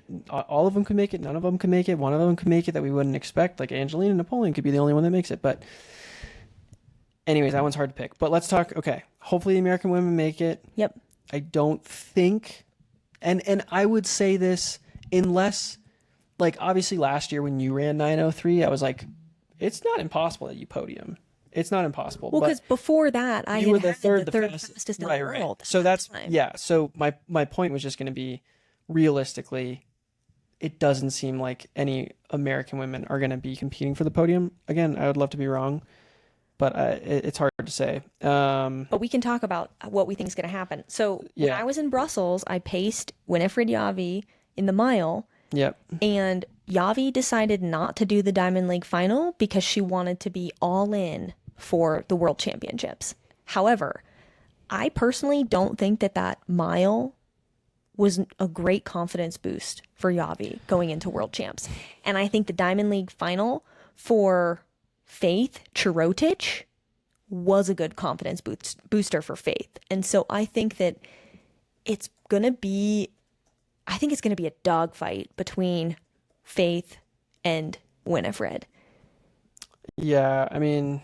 And Peruth is a gamer too. Like, she ran really well in Doha. And so, you know, it's going to be between those three. Like, I think that from the gun, it's going to be... Their first K could easily be 250 or 255 at World Champs. Yeah, for sure. And it's going to... run fast. Yeah, and it's going to be a dogfight from the first K to the last, meter. And I think it's going to be a really close race. And I know Yavi wants to win really bad, but so do so does Peruth everybody. and Faith. And so it could be super gnarly. But I would say that's probably my podium pick. It's just those three women that we've seen duke it out basically the whole entire year. Yeah, it's tough. Like, yeah, I agree. I mean, you were saying how Yavi was not psyched about that mile steeplechase, and that mile steeplechase was crazy. I mean, the pace that they requested, I don't know. It's definitely one of those things where you look at it and you're like, I don't know. But yeah, I mean, Faith Cheritich has beaten Yavi a lot this year. She has. So I think it's going to come down to a dogfight between the two of them. And then I think, realistically, Peruth Chemutai probably is third. I agree. I think it's going to be a coin toss between Winifred and Faith. I think, honestly, to your point, I think Faith Cheritich might take it. I agree, just because the Diamond League final was such a good confidence booster for her. Well, I mean, they didn't run that fast. She just kind of ran by herself. I don't know. But she didn't have the downside of the steeple mile. Yeah, exactly. That's what I'm saying. Like, Yavi's last race was the steeplechase mile that was probably disappointing. Yeah. Because it was just a horrible way to race. Like, your first 800 is 2:16, and then your last 800 is like, what was it? Like 2:40. She ran 2:12 or 2:13 behind you, and then she finished in 4:40, so she ran like 2:27. Yeah, so imagine that type of positive split. Like, that's just not good for your psyche, and so I think it's going to be tough. I just think that it'll be an interesting race. I just think that Faith had a better last race than Yavi, and so that mental piece. Yeah. So, anyways, this year I'll actually be able to enjoy the steeple because I was so stressed out last year. Yeah, Kyle gets as stressed out as I get before my race. Kyle just maintains that level of stress all throughout my entire race until I cross the finish line. It's just so stressful because you could fall or something. Or blow out my ACL. Knock on wood. Yeah, but obviously I'd love to. My favorite way to watch that race would still be to take the nerves and have you in it, and I definitely think you could have been in it, but more to come. More to come. Okay, up next. Right after the women's 3,000 meter steeplechase final is the men's 1,500 meter final. So this is going to be a banger day, honestly. How do you even? Like, that's crazy, bro. Crazy back to back. In the men's 1,500 meter final, we are sending a really good team. Oh my God. Dude, I don't even know. So, all right. Let's go through, let's just do top three. You gotta go with. I mean, I want to take Cole, I do too. but Niels Laros has looked pretty unbeatable in his last few races. He hasn't lost. Yep. So my podium, honestly, would probably be Niels Laros, Josh Kerr. Just Josh Kerr is such a good game time racer. If Cole's in the right spot, he can could hit for a podium. Oh, for sure. I mean, but so could Ethan Strand. That's true. It would literally not surprise me if he's on the podium. Win the race. Yeah, it's true. The men's 1500 meter is like the biggest coin flip of all time usually. And crazy dark horse, Jakob. Oh yeah, but also what's his face? Jonah Koech. He could win too. Yeah, that's true. He can win too. He's looked great. I mean, he looked great at USA's. He did. He crushed at USA's. I don't know. That race is gonna be sick. It's gonna be cool. I can't even pick a top 3 because there's so many guys who are so close that it's gonna come down to the last 100 meters like it always does. Every time. But there's gonna be 8 dudes probably within striking distance in the last 100 meters. So it's gonna be, whoever has the day.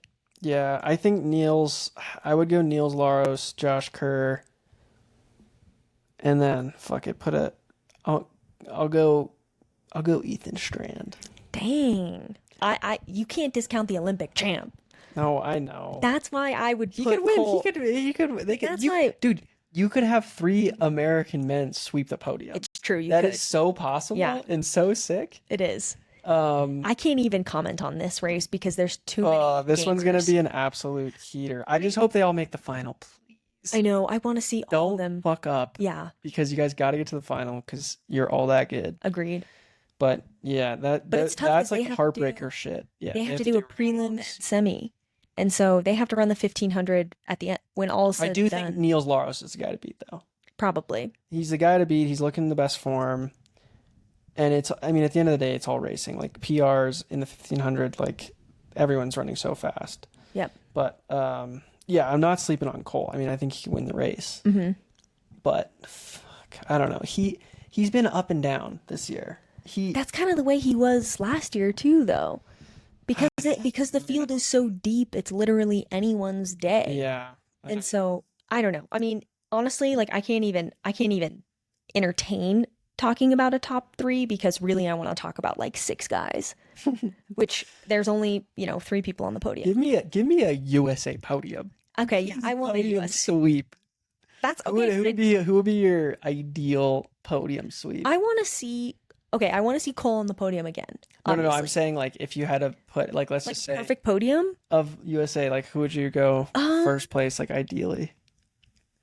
Okay, I want Cole to be first. Okay. Because I want to see the Olympic champ follow it up with a world championship. Okay. So I'd see Cole first, and then I don't know, probably Ethan Strand, and then probably the next. Jonah Koech. Yeah, Jonah Koech. So that would probably be mine. I don't know. That's gonna be a banger of a race. It is gonna be. I just hope not to see any sad prelim eliminations. Yeah. That's the problem with this freaking event, though. Is you could definitely see it happening.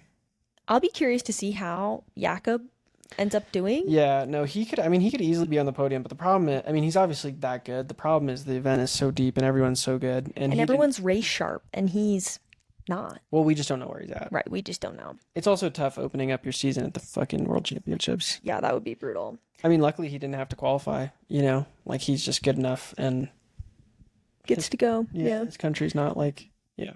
Okay, so because ultimately, he should be that. He's good enough. I wonder if he's a world champ. Maybe he had a bye, anyways. He might have had a bye. Yeah. All right. Well, that was day 5. No, actually, he didn't have a bye.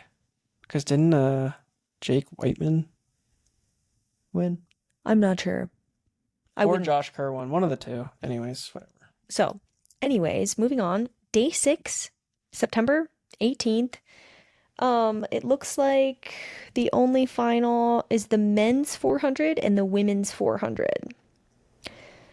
Those are both going to be bangers. I'm especially excited for the women's 400, but before we talk about that, we have to talk about the men's 400. We get to send 4 dudes.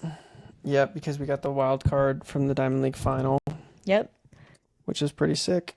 Which is really cool. And so I hope that all 4 of our guys can make it to the final. But it's going to be tough. Jakari Patterson, I mean, he has been looking great. I would love to see Jakari win. Yeah, I mean, you're not going to have an Olympic champ defend because he's out with injury. Yep. So, yeah, I mean, Jakari Patterson has such a cool story. He's run really fast. I'm taking him. For the win. I'm taking him for the win. He's definitely a gold medal threat.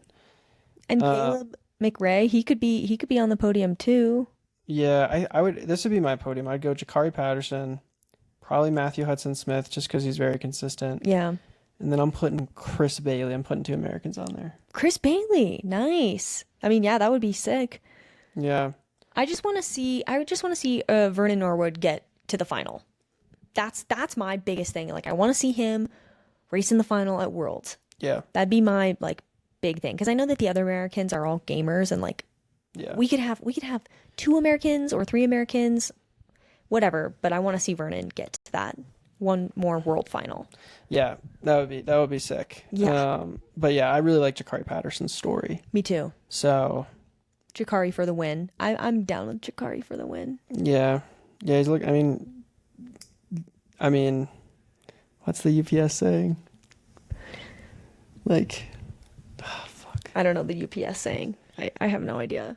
Doesn't your dad work for UPS? You should know this. He does. He does work for UPS. You could text him. UPS saying, it's like, what can Brown do for you? No, that is one of the I know things. that is. I know. That's not the one I was thinking of. No, they have a customer first, people led, innovation driven. That is the corniest thing. We love logistics. We should ask Jakari Patterson if he loves logistics. Well, whatever. Okay, moving on. So podium, we want Jakari to win. We want the British. What was the British man's name? The British man, Matthew Hudson-Smith. He was a silver medalist. Matthew Hudson-Smith. He almost won, and then what's his face like kicked out of like nowhere. And then Chris Bailey. Yeah, I think that's a good podium. And then I just want to see Vernon Norwood in the final. I want to see all 4. I want to see all 4 American 400-meter runners in the final. That's my big hope for the men's 400. All right, let's check out the women's 400 next. This one is gonna be a heater, bro. Well, especially because our girl, Sydney McLaughlin. She hasn't run the fastest time, and it'll be I am hyped to watch her run a race that Me we too. know she's not gonna win. That we know, that we don't know she's like not for sure gonna win. Exactly, because with the 400 hurdles, it's like if she's in the race, she's gonna win. Yeah, I mean, unless she falls, which has never seen it happen. Right, and at least that we know of. It's fun to see her in an event where we just don't know what's gonna happen. Yeah, I mean, I also love the risk. Yeah, me too. I love the risk that she It's ballsy. is going down and like, yeah, putting a world championship, gold medal on the line where, realistically, like, no hate against like Femke Bol or anyone else in the 400-meter hurdles, but yeah, I mean, it's just been this, Sydney has just dominated the event. So it's cool. It's very cool to see her take a step into a different event and see what she can do. I love it. So I would love to see all of our American women make it to the final. And Sydney should be able to make it to the final. Oh, yeah. She's got the 3rd fastest seed time. That would be devastating if she didn't make the final. Same with Aaliyah Butler. She should be able to make it. Yeah, and Isabel Whitaker's look good too. Yep, she should be able to do it. I don't know, man. It's hard to say though, because so many people are so good these days. Like, all the Jamaicans are obviously really good in this event. I think, man, I would love to see an American on the podium, and I don't know which one it would be. you just gotta wonder, like, when's the last time Sydney's been in a race and been like, I might not win this. yeah, I don't know. But It'll be cool. She is so intense. She's so determined.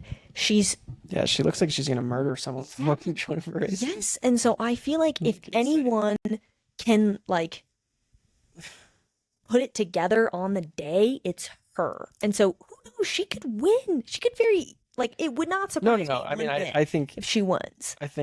she probably. I mean, She's looking good for a probably like the podium, favorite. but I would. I think she's.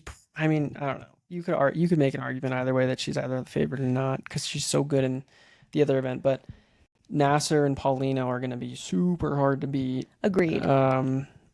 So yeah, I mean, dude, I don't know. I think the podium is probably going to be those three. Yeah, I think it's hard to bet against Sydney. And that's what I'm saying, though, is like, I still think she takes the dub. But I'm so, excited to hopefully see her like have to fight for it. Yeah. Oh yeah. I'm psyched for that. Like, I just want to see a good race. I want to see that, like, because Sydney obviously is super intense, and I want to see that intensity like be put towards like beating someone like in a tight race. Exactly. Or like I think even the excitement of like the difference is with like the 400 is she's gone in the 400 hurdles, right? It's like you knew she was going to win. Yep. You always knew she was going to win unless something catastrophic happened. Even if she goes out there and runs away with it, even before the race, you'll be like, you won't necessarily know. True. So that'll be interesting. Even if she does run away with it, at least it's like not going into the race like, okay, let's watch Sydney just run the world record. She'll break her own world record. Which is incredible. Again. Like I'm not trying to be a hater. Like it's insane. But cool, like, but she's so good. Imagine being so good at something, you make it boring. I mean, that's my I have not thought that the 400 meter hurdles, like the race for second and third was more exciting than the race for first. 100%. Yeah. Yeah. I mean, I agree with you 100%. I think that race is going to be crazy, and I can't wait to watch the women's 400, honestly. But I think that it's going to be a good one. Three. Yeah, I think that's Nasser, Paulino, and I could see Aaliyah Butler or Isabel Whitaker like sneaking in for a podium. Right, if one of those three blow up. Yeah. Which is totally possible because it's going to be such a tight race, most likely. But yeah, it's going to be sweet. I can't wait to watch that one. Okay, and then we should keep this show on the road because obviously we've been chatting for almost 2 hours now. Okay. 142. We're not too deep. Okay. Still. We did take like 30 minutes on Fifth Ave, so it's true. Help. All right, what do we got next? Let's keep going. We got 3 days left. Day 7, 19th of September. It looks like the only men's 400 meter hurdle final and women's 400 meter hurdle final. Whoa. It's going to be a hard day for Miss McLaughlin Leroney if she does the 400 meter hurdles. No, she's not. I don't think she's entered in it. Oh, okay. Never mind then. That'd be crazy. That would be insane. Hold on, let me check. Because 2 finals back to back, that would be really hard.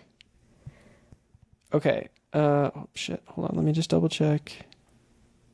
But the men's 400 meter hurdles, I think, is pretty cool. I mean, I'm a huge Rai Benjamin fan. Kyle and I got to hang out with him. Who's not a fan of him?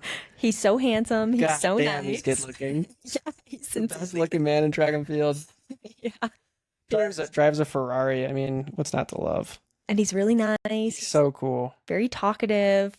He talked to Kyle for like 30 minutes in Oslo. Well, you and me. He's not. I mean, yeah, that was one of those moments where I'm like, okay, it's actually pretty funny. Oslo actually has 2 funny things. Let's take a quick side tangent down this road. So we go into the lobby, and like Val has hung out with Rai. Yeah. At the Olympics, and I was always like, that's sick. He's so good, and he seems super cool. And then, yeah, he was in Oslo, and Val and him are friends. So then we, like, you guys said hi, and then we all started talking. Then we talked about cars for like 30 minutes.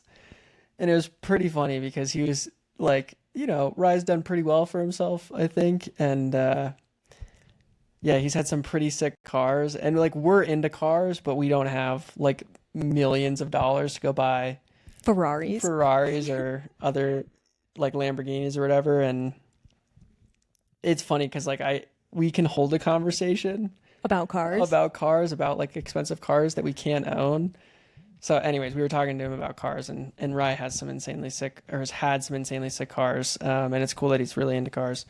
But, and then, okay, the other funny thing from Oslo about the 400 meter hurdles is, so I am lucky enough because when we go to these meets, I'm basically like, Val's like, I go with Val, I get like a pass with her. I kind of act as her coach, or not like I'm actually coaching, but help her with everything. I'm like her handler. But anyways, I get like a backstage pass, basically, to all the Diamond Leagues events that you run at. You had fallen and that was like shitty, but I was like looking for you or something. Were you there when you saw Carson Warholm? You were? Yeah, Kyle had just found me. So I was obviously really upset. But then we walked back to my bag. And because at Oslo, the warm up track is underneath the stands around the outside of the track. And so we had put our stuff like kind of off to the side. It's like an inside track. It's like an an indoor track. It's a 550 under the stadium. Yeah, 550 meter indoor track around the outside of the track under the stadium. And we're down there getting my bag and I'm like changing my shoes, about to start a warm up. And the 400 meter hurdlers are getting ready. Yeah, because they were like they were next. Later event. Karsten Warholm was there with like 3 or 4 dudes. And they're just oiling him up. Like around his whole body. Like, they were rubbing, like Karsten Warholm was literally getting oiled up by his bros. Dude, it was so insane. It was just getting vigorously rubbed, oiled up. Yeah, I'm sure they were rubbing like icy hot or something on him. But it was funny. It was like up and down his legs, on his butt, on his arms. Yeah, I don't know about on his butt, but he was like shirtless and like his bros were oiling him up. Yeah, I'm assuming it was like, I don't know what it was probably icy hot, something like that. Yeah, I know a lot of those like European countries, like and the Africans. Yeah, but that was funny. That was so not like funny and like it was just funny. You know, like it makes sense he's prepping for a race, but it's also just funny to see like Karsten Warholm just standing there, just getting like rubbed down by like 3 dudes with like oil. Basically. It was so funny, or like looks like oil, like and he's like glistening. He's literally glistening, and so then it's just been a running joke that like we just saw Karsten getting oiled up by one of his bros. By multiple bros, like 3 dudes oiling him up. So, anyways, let's go ahead and talk about the men's 400 meter hurdles. I don't know. That's the next event. I'm going with my king. Really? Rai Benjamin. Oh yeah, our king, Rai Benjamin. Yeah. King Ben. I agree. Our oiled up bro. Karsten can get second. I mean, it's so hard to say. Well, because in Oslo, Karsten actually beat Rai, which. Yeah, but they've gone back and forth, right? Beat him this year too. So and. I mean, obviously, Karsten has the world record, and they ran that crazy race in Tokyo. Mm-hmm. So, I mean, actually, they're going back to Tokyo. I know, so they're going back. Rematch. Yep. You got to take Rai, though. I know. And also, I want to see an American win. And also, I like Rai. Like, I want to see. I'm so biased. Yeah, we love Rai. So, obviously, Rai for the win. But I'm also so biased for, like, the USA folks. I just want to see them do good. Karsten, second. Do good. And then who would we pick as our third person? Let's see here. Because to be perfectly honest, I don't really. Yeah, I mean those are the 2. The Brazilian guy. What's his name? He did well in the Grand Slam. Yeah, well. He cleaned up in the scam. He probably won't even get anything, but. I don't think any of them are getting anything. He did win a lot, which is helpful for the confidence. Yeah. So for sure. We could see that guy getting on the podium. Let's see, dude, the flow track, what are we doing here, my guys? There we go. Oh, 400 meters. Where are the hurdles? There we go. Okay. 400 meter hurdles. So Allison Dos Santos. That's it. Dos Santos. Yeah, I mean. You got to put him on the podium. He's a gamer. He's been world champion before. Yeah. Those are the big 3 in the event. It's hard to. Rai, Karsten, and Allison Dos Santos. Yep. And then after that, but I'm going with my king. Yeah, me too. I'd love to see all the Americans in the final. I know it's going to be really hard because this event is actually super, super deep. But I always hope that all the Americans can get in. So based on their seed times, again, we're looking at flow track. So if we've said any seed times that are incorrect, we apologize because again, hopefully this is right. But I mean, based on seed times, they could all be in the final if this is correct. And CJ. No. Caleb Dean and Chris Robinson. CJ is the alternate. Oh, okay. Well, yeah. I mean, I would love to see all 3 of those Americans get to the final. And obviously, we want to see our King Ben, Bri Benjamin, win. Yeah, that would be sick. Are we ready to move on to the women's 400-meter hurdles? Yep, we can do that. So this is going to be a very interesting year, obviously, for the 400-meter hurdles because Dude, now that Sydney's not doing it, it really opens things up where to be a sick race. well, because in a way, Not like to say that Sydney's would be a sick but if you race. think about like what happened in the women's steeplechase in the U.S. last year when Emma Coburn and Courtney Frerichs That's didn't true. show up, everyone thought that they would be the next one, Well, right? no, everyone, there was like hope. Exactly. Yeah. And so we might see a similar thing happen in the 400-meter hurdles now that like, this, marker of whatever is gone. It seems like there's no ceiling, right? So these women might be able to run psychotically fast or faster than they ever thought they could because now they all think they can win. It's true. I mean, honestly, this event is crazy. Delilah, I love her, by the way. she's been looking awesome. Yep. And Anna Cockrell. this is her last season. Yeah, she's retiring after this year. Does Delilah do the ultimate like GOAT status, go win a world championship or gold medal, and then just retire? I would That love- is the sickest thing. I would wonder though if she's like, oh, maybe I should do it for another year, but I hope not. I mean, because she already said it was her last year. Yep. So if she goes and wins, it's like I think that is like the most sick thing you can do as an athlete is Get out on top. you retire, you can never lose again. Exactly. That is so sick. I would love to see Delilah It's win. also kind of sad though, because like Delilah seems so cool. It would She be is sad cool. to not see her like continue. Yeah, but also she's been doing this a really long time and she might want to do other things. with No, her no, no, life. for sure. Yeah. And so yeah, I would love to see Delilah win, but I think either way, I think Delilah can be on the podium yeah, if she has a good day. And then obviously Anna Cockrell's really good. yeah. Silver medalist. Yep. So I think that we can from the put her, Olympics. in the mix. Femke Bowl's gonna be hard to beat. Jasmine Jones is really good. We could see her. I mean, Savannah Sutherland. That's the University of Michigan grad. I think she just Sure. graduated. She ran really fast. Yeah. I don't know if I'd put her on the podium just because she lacks that experience, and she's going against Femke Bowl, Delilah Muhammad, and Anna Cockrell have They're gamers. so much experience. Yeah. I think that'll That's be the my- podium.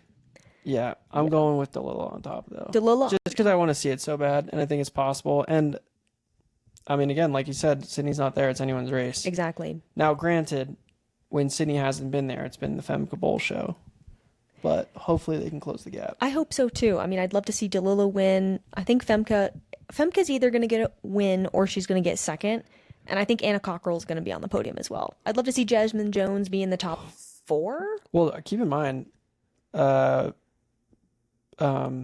Cockrell beat Femke Bowl last year I know, yeah. because I wonder if they're doing that this year. Like Femke Bowl did a bunch of those relays. She did, and she probably will again because Netherlands did you see that picture on the internet of like the Netherlands was practicing hurdle handoffs and Femke was in the picture? Yeah, I mean, so yeah, in some ways it would just be like, well, maybe you don't want to do that to protect your. A gold medal. But We'll see. yeah, we'll see. Because she could also get, she has potential to get medals in all of those relays because they have a mixed relay, right? And so it like, not only will she be on the women's 4x4, but she'll probably be on the but the mixed women's 4x4. 4x4 is always the last event. It's true, but it's still something that you're thinking about. No, for sure. I don't And know. it does That weigh one's on your tough. mind. That So, one's tough. anyways, I think that's all that needs to be said about the women's 400 meter hurdles. Day 8, September 20th. I guess that We- did I skip something by accident? Uh, I don't think so. did you skip an evening session? Oh, I should double check and make sure I didn't skip an evening session. No, there's only evening session on the 17th. On the 20th, there's a morning session and there's a night session. And at the night session, there's the women's 5K final and a men's 800 meter final. Women's Oh. 5K, our team, Shelby and Elise and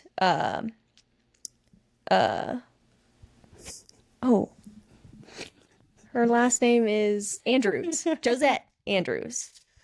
Yeah, Josette. Yeah, Josette. Josette has the fastest American time. Yep. She didn't look as good at USA's, but she made the team, so it doesn't matter. Exactly. I don't know. Again, it's one of those events that I don't think it's realistic that the U.S. women will be podium. Probably not. Yeah. I think it's Just again because the gap is a little too big right now. Yeah, it's like we were talking about in the 10K. Like we would love to see it, but like realistically, it has to be a slow race, and it wouldn't. Again, the Africans have such faster PRs that it doesn't make sense. It seems silly that they would leave it down to chance on a kick. Yep. Like the men will do that, but women historically haven't done that. So and the Africans know that if they start the race fast, that the Americans, at least right now, don't go with them. And so even if they do kind of die a little bit towards the end, the Americans are out of striking distance usually.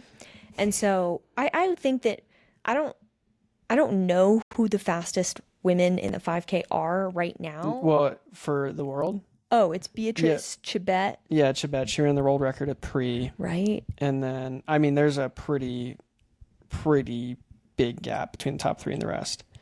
A lot of these women are doubling back from the 10K, though. Yeah, Beatrice Chibet, Agnes Ngetic, and then Gudaf Tisgay are the top three. And I honestly think that's a pretty safe podium. Yeah, I agree. Like, not like safe, but like I think a mix of those three. I think you definitely have to put Chibet. Hailu could potentially sneak in there. Yeah, maybe. But I mean, I don't know. Maybe. It's hard to say. Yeah, it's probably going to be some Kenyans and Ethiopians fighting for podiums. And then... Yeah, I mean, I think it would be really good if American could be top 6. I think if an American could be top 6, that would be really, really good, but it's going to be really freaking hard. Yeah, no, for sure. I mean, I'd love to see. I mean, I think I know that obviously, like Shelby medaled indoors. She did. Yep.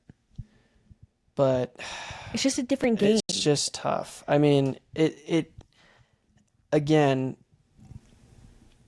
I don't know. It just has to be probably. I mean, unless some of the American women have like the absolute race of their lives. I think that the best and it's not that. I mean, it's not like a world record pace, which it could be, it could not be. But it's also like, you know, these Africans are used to going out and running like 14:20s. Yep. Right, and then the American women, they don't run. You know, 14:20 that often or ever. Right, or it's like it's a big deal when they do or Exactly. have. So again, not that it's impossible, but I just don't think it's likely. I think a big win is all the Americans make it to the final. And I mean, honestly, like, to be fair, like even in your event, like the American distance women in the steeplechase, the 5K and the 10K, it's the gaps that are probably the biggest to like getting on the podium. It's not that it's impossible, and it's happened before. Obviously, like Emma in the steeple, Courtney in the steeple, Emily Infeld in the 10K, and other examples.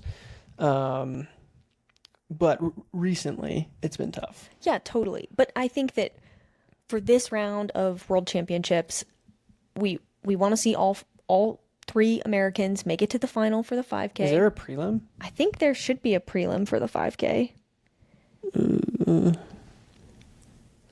Yeah, I mean, I know there's been in the past. The fact that they did. Okay, so yes. So we want to see all 3 make it to the final. That would be huge. Yep. And then in the final, if we could have all 3 Americans in the top 10, I think that would be a really good day, honestly. Yep. Because they'll probably race 14 to 16 people in the 5K. And I think if we can have all of the Americans in the top 10, that would be really good. I just think that there's going to be like 5 Ethiopians and Kenyans who are running like close to suicide pace. And I just don't know if the Americans are going to jump that gap this year. But they could definitely be leading the second pack. Right? 100%. And so I think that that's all I would say about the women's 5,000. I mean, we're going to see the women with the 3 fastest times this year, maybe the 4th fastest, all battling for podium. And there could be maybe like 2 or 3 other women from East Africa who also latch onto that. Yeah, I think the American women getting top 10 would be a pretty good day. Yep, I agree. Like an insane day would be like top 6. Agreed. But Well, that would be winning the second pack. yeah, basically. and like I think Shelby is like one of those sleepers. Like you know, she wasn't looking too. I mean, obviously she ran good in indoors, but then she wasn't looking too good. Like leading up, like didn't run great in Rome, or like ran good in Rome, but like relatively, it's like everyone's running so fast, and Josette beat her by like 20 seconds. Yep. So I don't think it's impossible for like Elise or Josette or Shelby to have crazy days, but I don't know. These events are so tough. I agree. And there's really no pressure this year. I think, you know, it's a world year, it's a building year. We are sending a really good team and it's just more experience. And so I think Americans are building, and maybe by the next Olympic cycle we'll have bridged that gap. And Yeah. this is part of it. This is a step towards it. I hope they go for it. Like more than anything, like I hope that like in some ways, like I would rather see like Josette, Elise, and Shelby just send it with them and blow up. Do you remember Elise at the Olympics? She sent it. Yeah. She went with the top pack and it was ballsy, and then unfortunately, you know, she died, but at least she went for it. Yeah. So I hope they do that. I hope agree. they just give themselves a shot. And just because that's the only way to make it happen. Exactly. And because it's such a long shot, like in my mind, you finish 10th or you finish 14th, 20th, it doesn't cares? matter. But if you finish top 6, big. top 3, obviously Yep. it's huge. So I hope they go for it. It's not impossible, but So and Josette has, I mean, she's if FlowTrack's times are right, 1, 2, 3, 4, 5, 6, 7 Yeah. she's the 7th fastest seed. And it, you know, no better place to run a PR than a world final. Yeah. So hopefully she's got it. I agree. Yeah. She's been running fast for a long time too, and she didn't look as good at USA, so who knows? Yeah. I mean, she still made the team, which is huge. Okay. Next. Men's 800. Exciting. Yeah. This one, dude. All right. I don't think Bryce Hoppel. I don't think this is like in the past, right? Like he was like one of those guys that in recent years, like even the Olympic year, it was like, oh, he could maybe get on the podium. I don't think that he's looking. I think this is the worst year that I can remember that he's looked. Like his best race was USA's making the team. Yeah. But I mean, he did it. And also, though, he is really experienced. He's super experienced. And he's a gamer. So hopefully he can turn it on. But I would just say, like, I mean, I think Donovan and Cooper, dude, I can't say his last name. Lukenhaus? I don't know how to. Can you pull it up? I don't even know how it's spelled. But they could be on the podium. Well, I think it's going to be really hard for Cooper because he's very inexperienced. He has huge boom or bust potential. Yeah, similar to Angelina Napoleon. Like, who I wouldn't. Probably even more so here. More so. Because he's run one of the fastest times. He's run in the event one. I mean, Josh Hoey's not even going. He's run the second fastest time. That's so crazy. Lukenhaus. Yeah. Lukenhaus, yeah. So he's 1, 2, 3, 4, 5. In the race, again, if FlowTrack's right, don't sell me FlowTrack. If he's run the race, or he's 5th. Overall. And we're talking by like, you know. A second. No, less than a second, you know. Only guy that's run like way faster is Wyone. That's crazy. I mean, no, Wyone. Well, yeah, I mean, I think Donovan Brazier could straight up win. Yeah. It's going to be a coin toss for Cooper. He could have a crazy day where he is able to get through both of the rounds and run like a maniac in the final. No, he should. I mean, he's fast enough to make it through the rounds, but Totally, there's definite. He's young. He's young, and it could be intimidating for him to do this. And And he just went pro, right? like fully pro as a high school kid, which is intense. But I would love to see him in the final there with 200 to go. That would be awesome. Yep. And he could be based on his time alone. And so that'd be good. Yeah, Donovan Brazier. Oh man, I mean Donovan Brazier could totally win. I would love to see Donovan win for sure. I think. But I think Emmanuel is just a tough dude to beat now. I genuinely think, and we talked about this on an unaired episode of the podcast, because remember we filmed that one episode. Oh yeah. Like weeks, and then we didn't get around to launching it, so we kind of just left it there.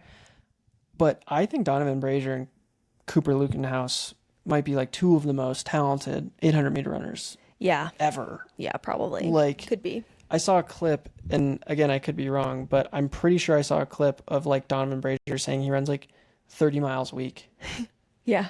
Which, again, I know for some 800-meter runners, that's not like that crazy, but it is pretty crazy. Yeah. And he's coming back from like a super long-term injury, and he was really good when he was younger. He came back from the dead, won USA's, and then obviously Cooper Lukenhouse set the world record for under 18. I mean, the kid's 16 years old. He's the youngest kid ever to go to Worlds. I think he has a lot of potential, but I think it's going to be either this year is going to be the best year of his entire life, or he might be a little disappointed.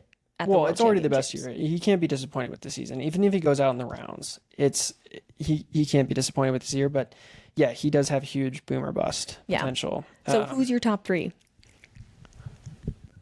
I'm going Donovan Brazier, Wayoni, and then I'm gonna go A-Rob. I think A-Rob too. That dude is built.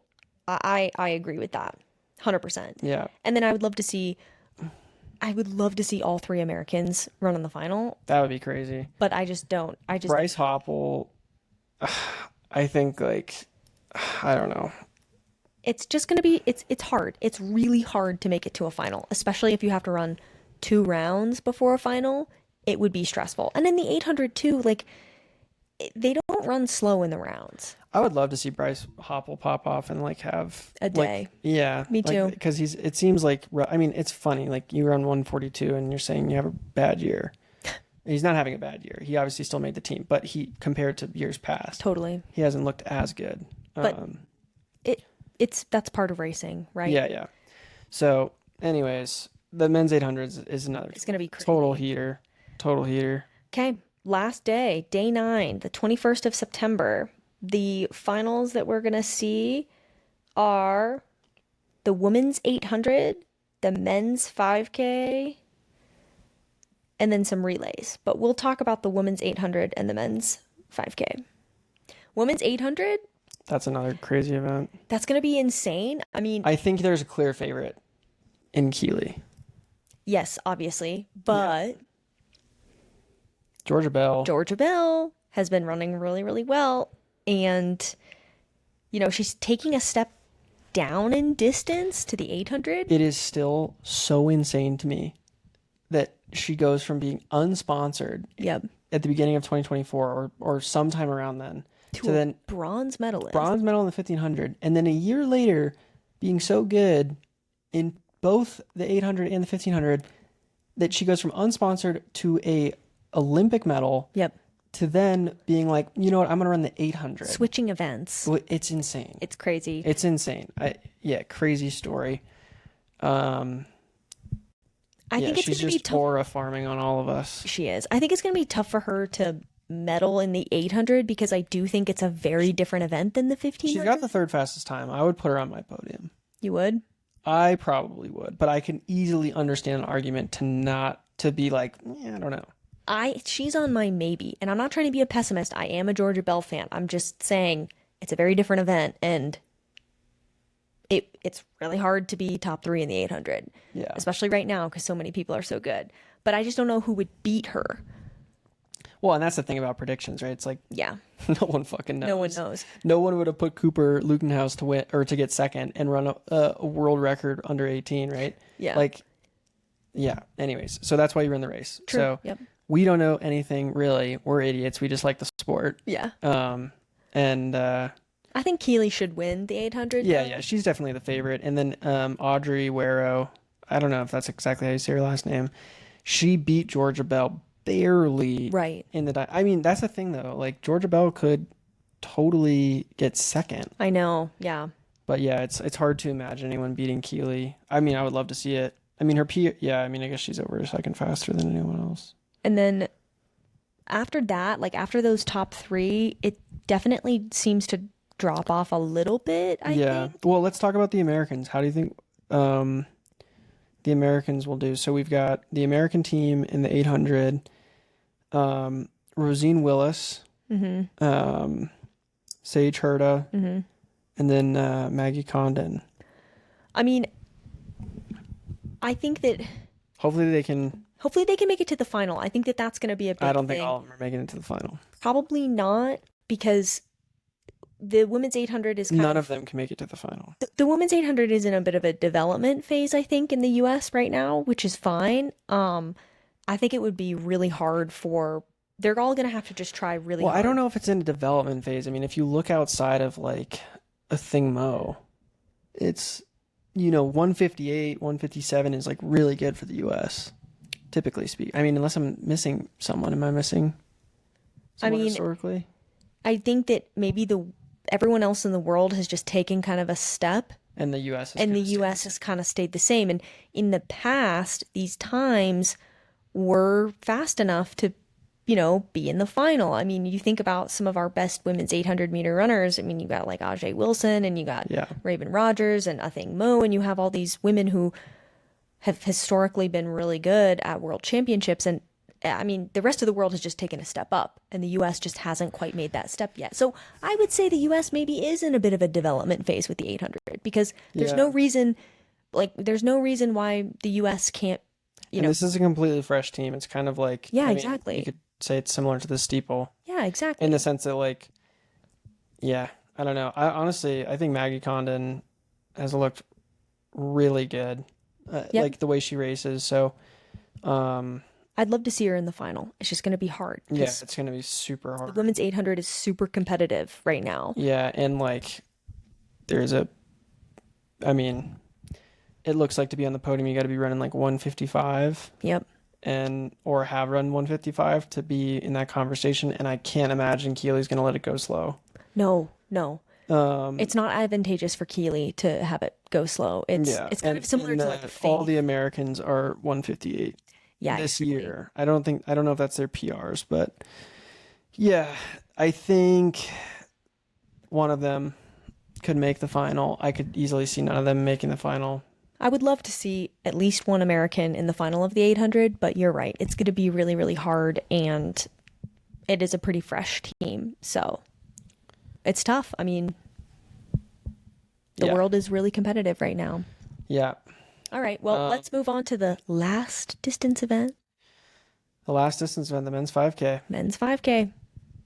We're sending a pretty amazing team, I think. Yeah. No, for sure. I mean, again, you got Nico and Grant, which are 100%. Dude, shit. I mean, Grant has the fastest. Yeah, he ran that in indoors. Yep. The world record indoors. I don't know. Here's the thing. So men's team is Grant Fisher, Nico Young, Cole Hawker. Yep. I think obviously if it's a slower race, Cole could totally win, but he's going to have hopefully multiple rounds and a final in the 1500. So I think it's going to be hard, and he hasn't quite run as fast in the final. I mean, also Jakob's back, which is interesting. And Jakob has looked really good in the 5K these couple times. Well, that's like been his event. I know, yeah. That's like his best event technically, because he's kind of messed up the 1500 in the past, but and kind of coming off his injury, if he's doing like a lot of threshold stuff, he'll probably be a lot stronger for the 5K. Yeah, I think it's really tough, because obviously Cole has run really fast relatively, but it does seem like there's a big jump well, if the race is fast. Right. If it's a fast race, I don't think because I mean, again, Nico and Grant are going to have a 10K in their legs. But Grant's done that before, and he's gotten a bronze. And Nico does that at USA's. Dude, and did that in Nico, like I said, if I was kind of getting hyped up about Nico in the 10K, I think the 5K might be his best event. I agree. Yeah. And I think he could win this race too. Yeah. If the 10K doesn't take too much out of him, based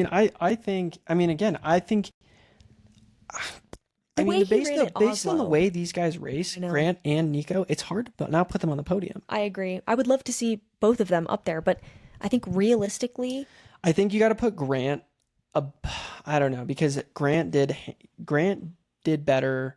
Well, one, he double medaled in 10K and 5K at the Olympics. And then he did beat Nico at USA's in the 5, even though I think the 5 is Nico's better event. Yep. So based on like the information we have, I think you probably have to go Grant as first American in a fast race. Obviously, I think Cole could win a slow race, but I mean, I guess men could do it. I don't know. I don't think it'll be slow. That would be my guess. Is I don't think it'll be slow. I mean, but the thing is, because so many of these guys are doing other events, like Jakob and Cole in the 15.5, and a lot of these guys are probably doubling back from the 10, they might be tired and they might want to have it be a little slower. I don't know. Because men do that sometimes. Men, it's a coin toss. Is it going to be a sit and kick race, or is it going to be a death race? Where women are always doing a death race. Yeah, it does seem like that's pretty much the case these days for the women. Man, I don't know. This one's gonna be another barn burner, absolute barn burner. I agree, 100%. I'm going Grant Fisher For the win. Because he has been couldn't pay for a win the last like few months. 5K, he's gonna make it happen. All right. I mean, it's possible. Now, granted, people would be like, Kyle, you're an idiot, and that's a totally fair comment.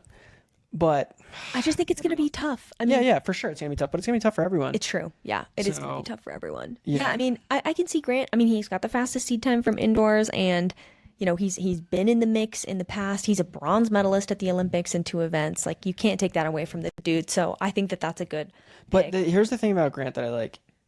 You do not watch that guy run a race where he's not running for the win. It's true. Every fucking time. I know. Yeah. So it's hard for me, like, again, it's kind of the stuff like we've talked about. Like, you just keep putting yourself in it, like right there, like it's going to happen. And we know he's got crazy wheels. He does have crazy Everyone, wheels. unfortunately, has crazy wheels, but he's always like, he's so good at racing that he's always competing. And his aerobic is so high too, Yeah.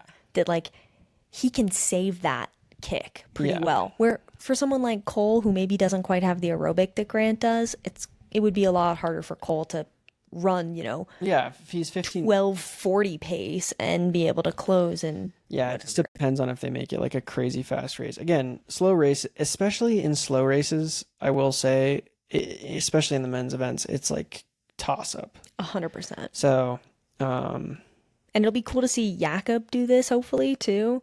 I think I got to be reasonable. Probably, dude, it's hard. I really think Nico could podium. I don't know, honestly. I think I really think, doubling yeah. is hard. He didn't double last year, did he? No, I don't think he didn't? did. I don't think he did. I can't remember. Well, it's really hard, and he's young, and I think that All right.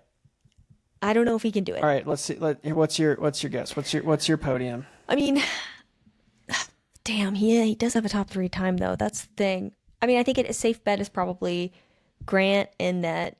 Do you think Grant Andres- for the win? I think Grant for the win is a safe bet. Really? Yeah, I do. That's crazy.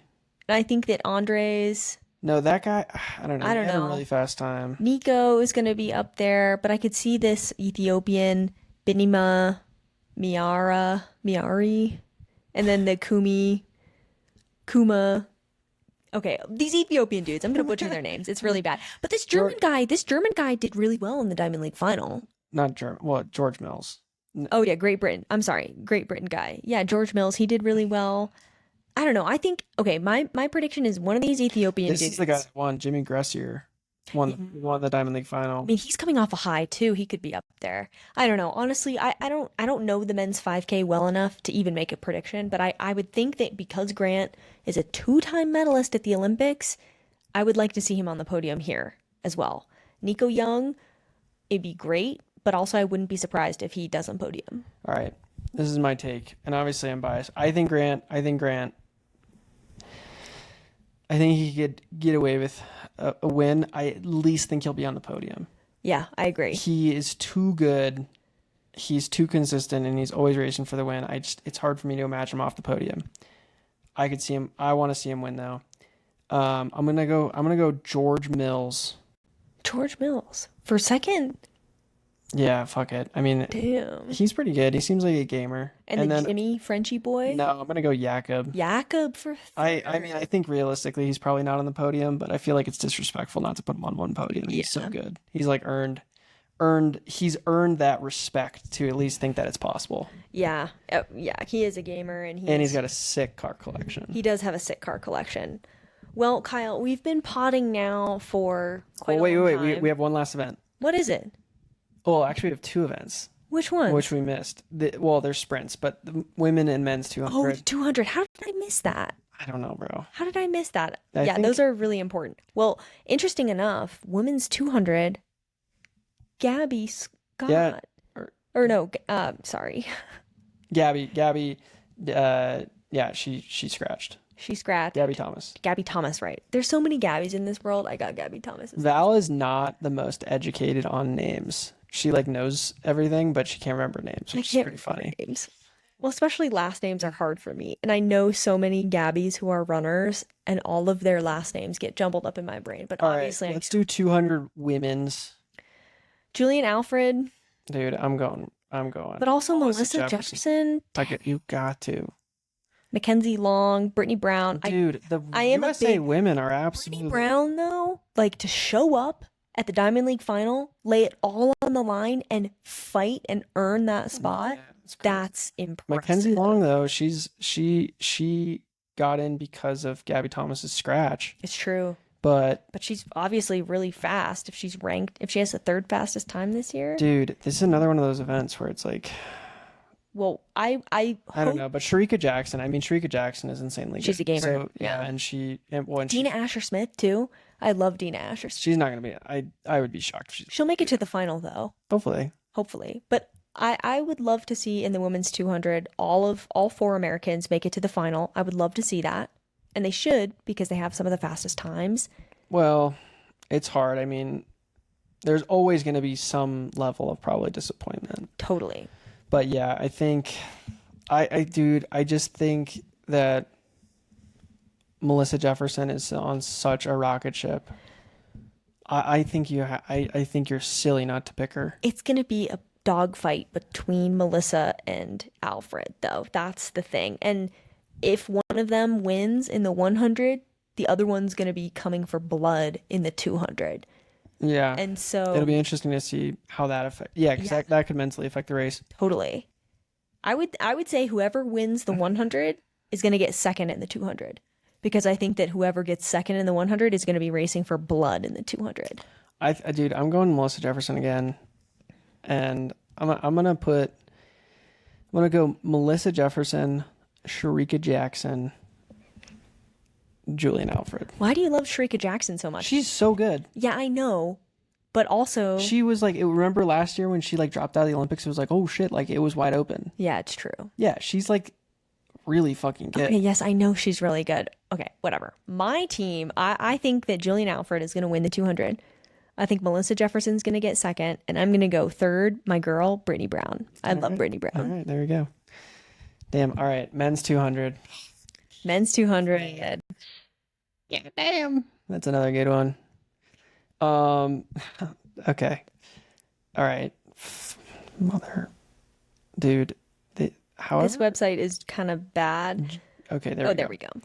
I mean, Noah. this is clearly, in my opinion, Noah, Kung Fu Kenny, and Tobogo. To me, I mean, I know like Brian Lavelle, he's ran fast. Robert Gregory, but I agree with you. It's hard to think that anyone is realistic. I mean, it's the big three are those three. Yeah, And Noah, Kenny, and Tobogo. I this agree. one I have I like Kenny in the 100 because it's not Noah's best event. And granted, Noah last year, obviously won the 100 and got third, but then he had COVID. But historically, the 200's been his best event. Yeah, I think Noah should. And like the Diamond League final, Noah looked. He looked unstoppable. Well, he just looked like he was not gonna. Like he's like, I don't give a fuck. I'm not gonna let you win. I know. Yeah. Like he just like eked that out over Tobogo. I think you gotta go Noah in the 100. 200. Sorry, 200. I agree. Noah in the 200 Yep. for the W. Kenny second. Or Tobogo. Or Tobogo. Fuck. I don't know. Yeah, you could swap either of those two, but I think I feel pretty confident that Noah wins that. Yeah. As long as he doesn't come down with COVID again and Well, he make just this whole needs to- show and get in a wheelchair and shit.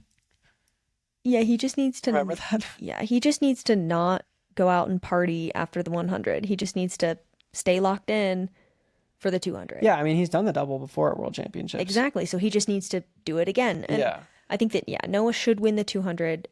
I would think that Tebogo would probably get second, and then I would think that Kenny. No, hopefully- Kenny is consistently a silver medalist in the 200. It's true.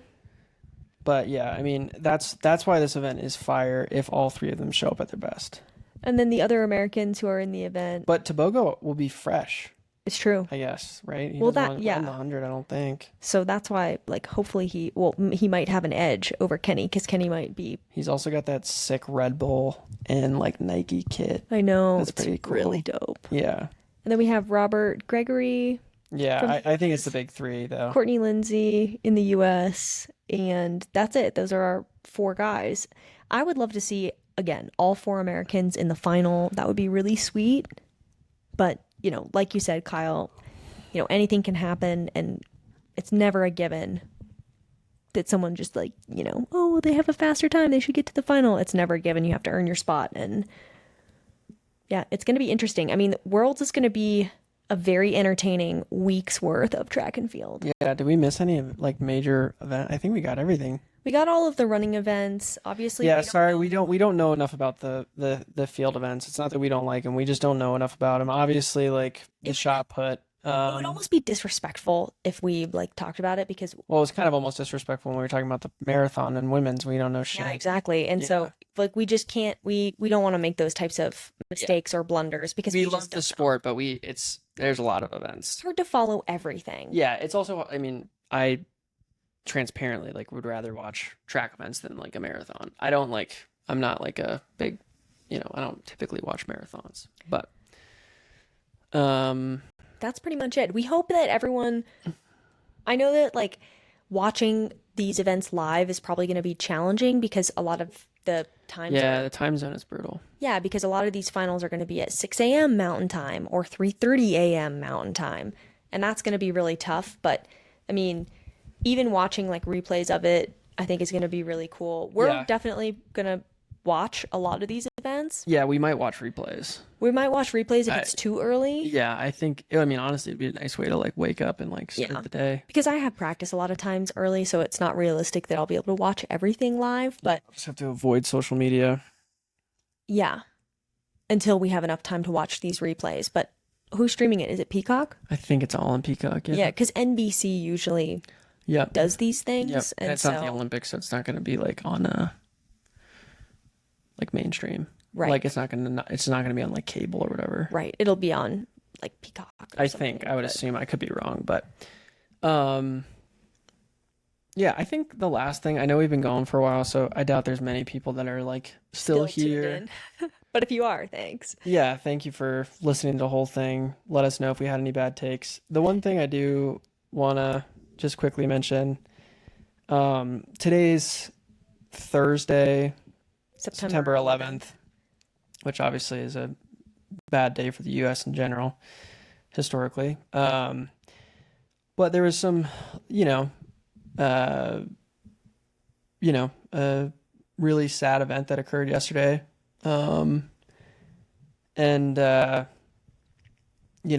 Charlie Kirk got assassinated. I mean, again, this is like a crazy transition to this, and maybe we'll cut this out. I don't know, but I don't know.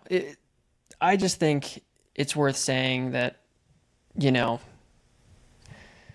us as human beings, we should never, I think we should all just collectively, like, if anyone doesn't know who Charlie Kirk is, I think that's kind of crazy, or like what's happened, if you don't know, is kind of crazy, but it's horrible to see anyone get killed, whether you agree with them or disagree with them, and we should never ever normalize, celebrate, or anything. Like, it's just terrible. And yeah, I think anyway, the only reason I wanted to say it is, like, again, if you made it this far in our podcast, like, I hope we can all like get things, I don't know, I think what Kyle's trying to say is it's a tragedy. It's completely took everyone by surprise that something so horrible could happen in public to somebody who hasn't done anything wrong, who hasn't committed any heinous crimes, who hasn't, done anything terrible to anybody. It was just seemingly random act of extreme violence in front of thousands of people, and especially maybe millions with like live streaming, and the fact that that can happen. And the first response to anyone who knew about what was happening or had witnessed what happened, if your first response wasn't, this is horrible and this should never happen. This should never happen. I can't believe this. I feel so bad for his wife and 2 children and everyone who was there to witness such an atrocity. If your first thought isn't, this is terrible, if your first thought is anything else but that, then you probably need to check yourself and figure out what your priorities are. Because at the end of the day, well, it's just, I think we're all people. Well, I think mostly the thing I would say is like we shouldn't become so desensitized to, like, I think if you don't like the shit he's saying, I get it. Just don't listen to it. Well, but it's also like, that's, yeah, I mean, I get it. I just think, you know, we should all be, hopefully the scary thing is that the reaction to this there could be all these like negative things that come out of this, but I hope that it's like jarring to people in a way that's like, okay, can we like not have this happen again? Because this is like awful. And I think, did you just touch one of the buttons? Anyways, yeah, I think it's just sad, and we should all be caring about it. We should all care for one another. Like, we're all just people, and we're all just trying to figure things out. And yeah, and it's a weird time in our country. It's a very decisive time, and it's a very divided time. And so that's not the way that things should be. Like, we're all just people. We're all just trying to survive. We're all just trying to be happy. And yeah, we just shouldn't normalize violence. Exactly. Like that. Like, and any form of violence, but especially, you know, murders. Yeah, I mean, again, agree with him, don't agree with him, doesn't matter. It doesn't matter. What happened to him was a tragedy and horrible and should never have happened. Yeah, anyways, I didn't mean to bring that up, but I think it's worth mentioning because we have a podcast, and we did say we were going to talk about current events once in a while. Hopefully we'll talk about like more like not sad current events, but yeah, anyways, political violence is bad. Any violence is bad. My reaction would be the same no matter who it is. That we should never, especially in today's day and age, like you shouldn't go on Twitter and see someone getting killed. Like, it's so awful. So anyways, yeah, love each other. We're all humans. We're all trying to figure it out. And some people find careers talking about shit that's controversial. Some people don't. Like, if you don't like what someone has to say, you can just respectfully disagree with them and move on with your life. Yeah, I think also too, right? Like, if you agree with them or disagree with them, like, think about someone on the other side of the coin that maybe you do like and you do agree with. Like, imagine them getting, like, something happening to them and, like, how you'd feel about that. Like, anyways, moral of the story is I hope we can just all agree that that is a horrible thing. I feel horrible for their family. I can't even imagine it. And, yeah, it's just never good. We should not normalize violence like that in any kind. And hopefully something good can come from this, and it's not more negative, awful shit. I agree. But anyways, besides that, we're excited for the World Championships. It's a crazy transition. We're excited for the World Championships. For all the hardworking Americans and other athletes who earn their spots. Yeah. We're really excited for you, and we can't wait to watch you run and try your best. Yeah, it's a super special thing. Yeah, some of my favorite memories are from going like to the Olympics last year. I mean, it's so cool. So anyways, for everyone who's still listening to the podcast. Yeah, it's probably no one at this point. But yeah, sorry to get so somber, but we should all care about each other and also all be able to celebrate great things like the World Championships. So anyways, I think that's all you got. Do you got anything? Sorry to bring that up. Well, if you're watching on YouTube, I guess like and subscribe. If you're listening on Spotify, yeah, give us a rating. And drop a comment if you want us to talk about something. If you think that our takes were too hot, or if you need us to fact check anything, let us know. Yeah, again, we definitely didn't get everything right. And we're not by any means track and field experts. We just love the sport. Yeah, we're just fans. Want to talk about it. And but yeah, we're excited, and it should be a great week of track and field. Yeah, I mean, it's always sick. World Championships, Olympics, they're always good. So yeah, we've been really enjoying doing the podcast. I mean, enough that we went on a trip and brought all of our shit with us. Granted, we were driving. I don't know if we were flying, probably wouldn't have done that. Yeah, we'd need to pack like a separate suitcase. Yeah, which we probably wouldn't do. That'd probably be too inconvenient. But yeah, I think that's it. That's all we got. We're gonna keep it going. Yeah, I don't know if I already said this, but like, shoot us Instagram DMs if you want us to chat about stuff. Or if you want to see a guest, yeah, let us know. Yeah, we're trying to scheme on who we could ask to maybe come on, be a guest. So probably a local Boulder runner. Yeah, we don't have that much. Well, Val has a lot more. I have zero clout, but Val has some clout, so maybe she get some people. But probably gotta. I don't know who'd want to come on. We'll do some scheming, and we'll try to come up with a guest, and hopefully get them on in the next couple episodes. All right, we gotta go eat dinner though, because it's 8 p.m. We've been potting for like over 2 hours at this point. Yeah, 2 hours and 35 minutes. So if you're still listening, wow. Yeah, Fifth Ave World Championships, then me getting way too serious.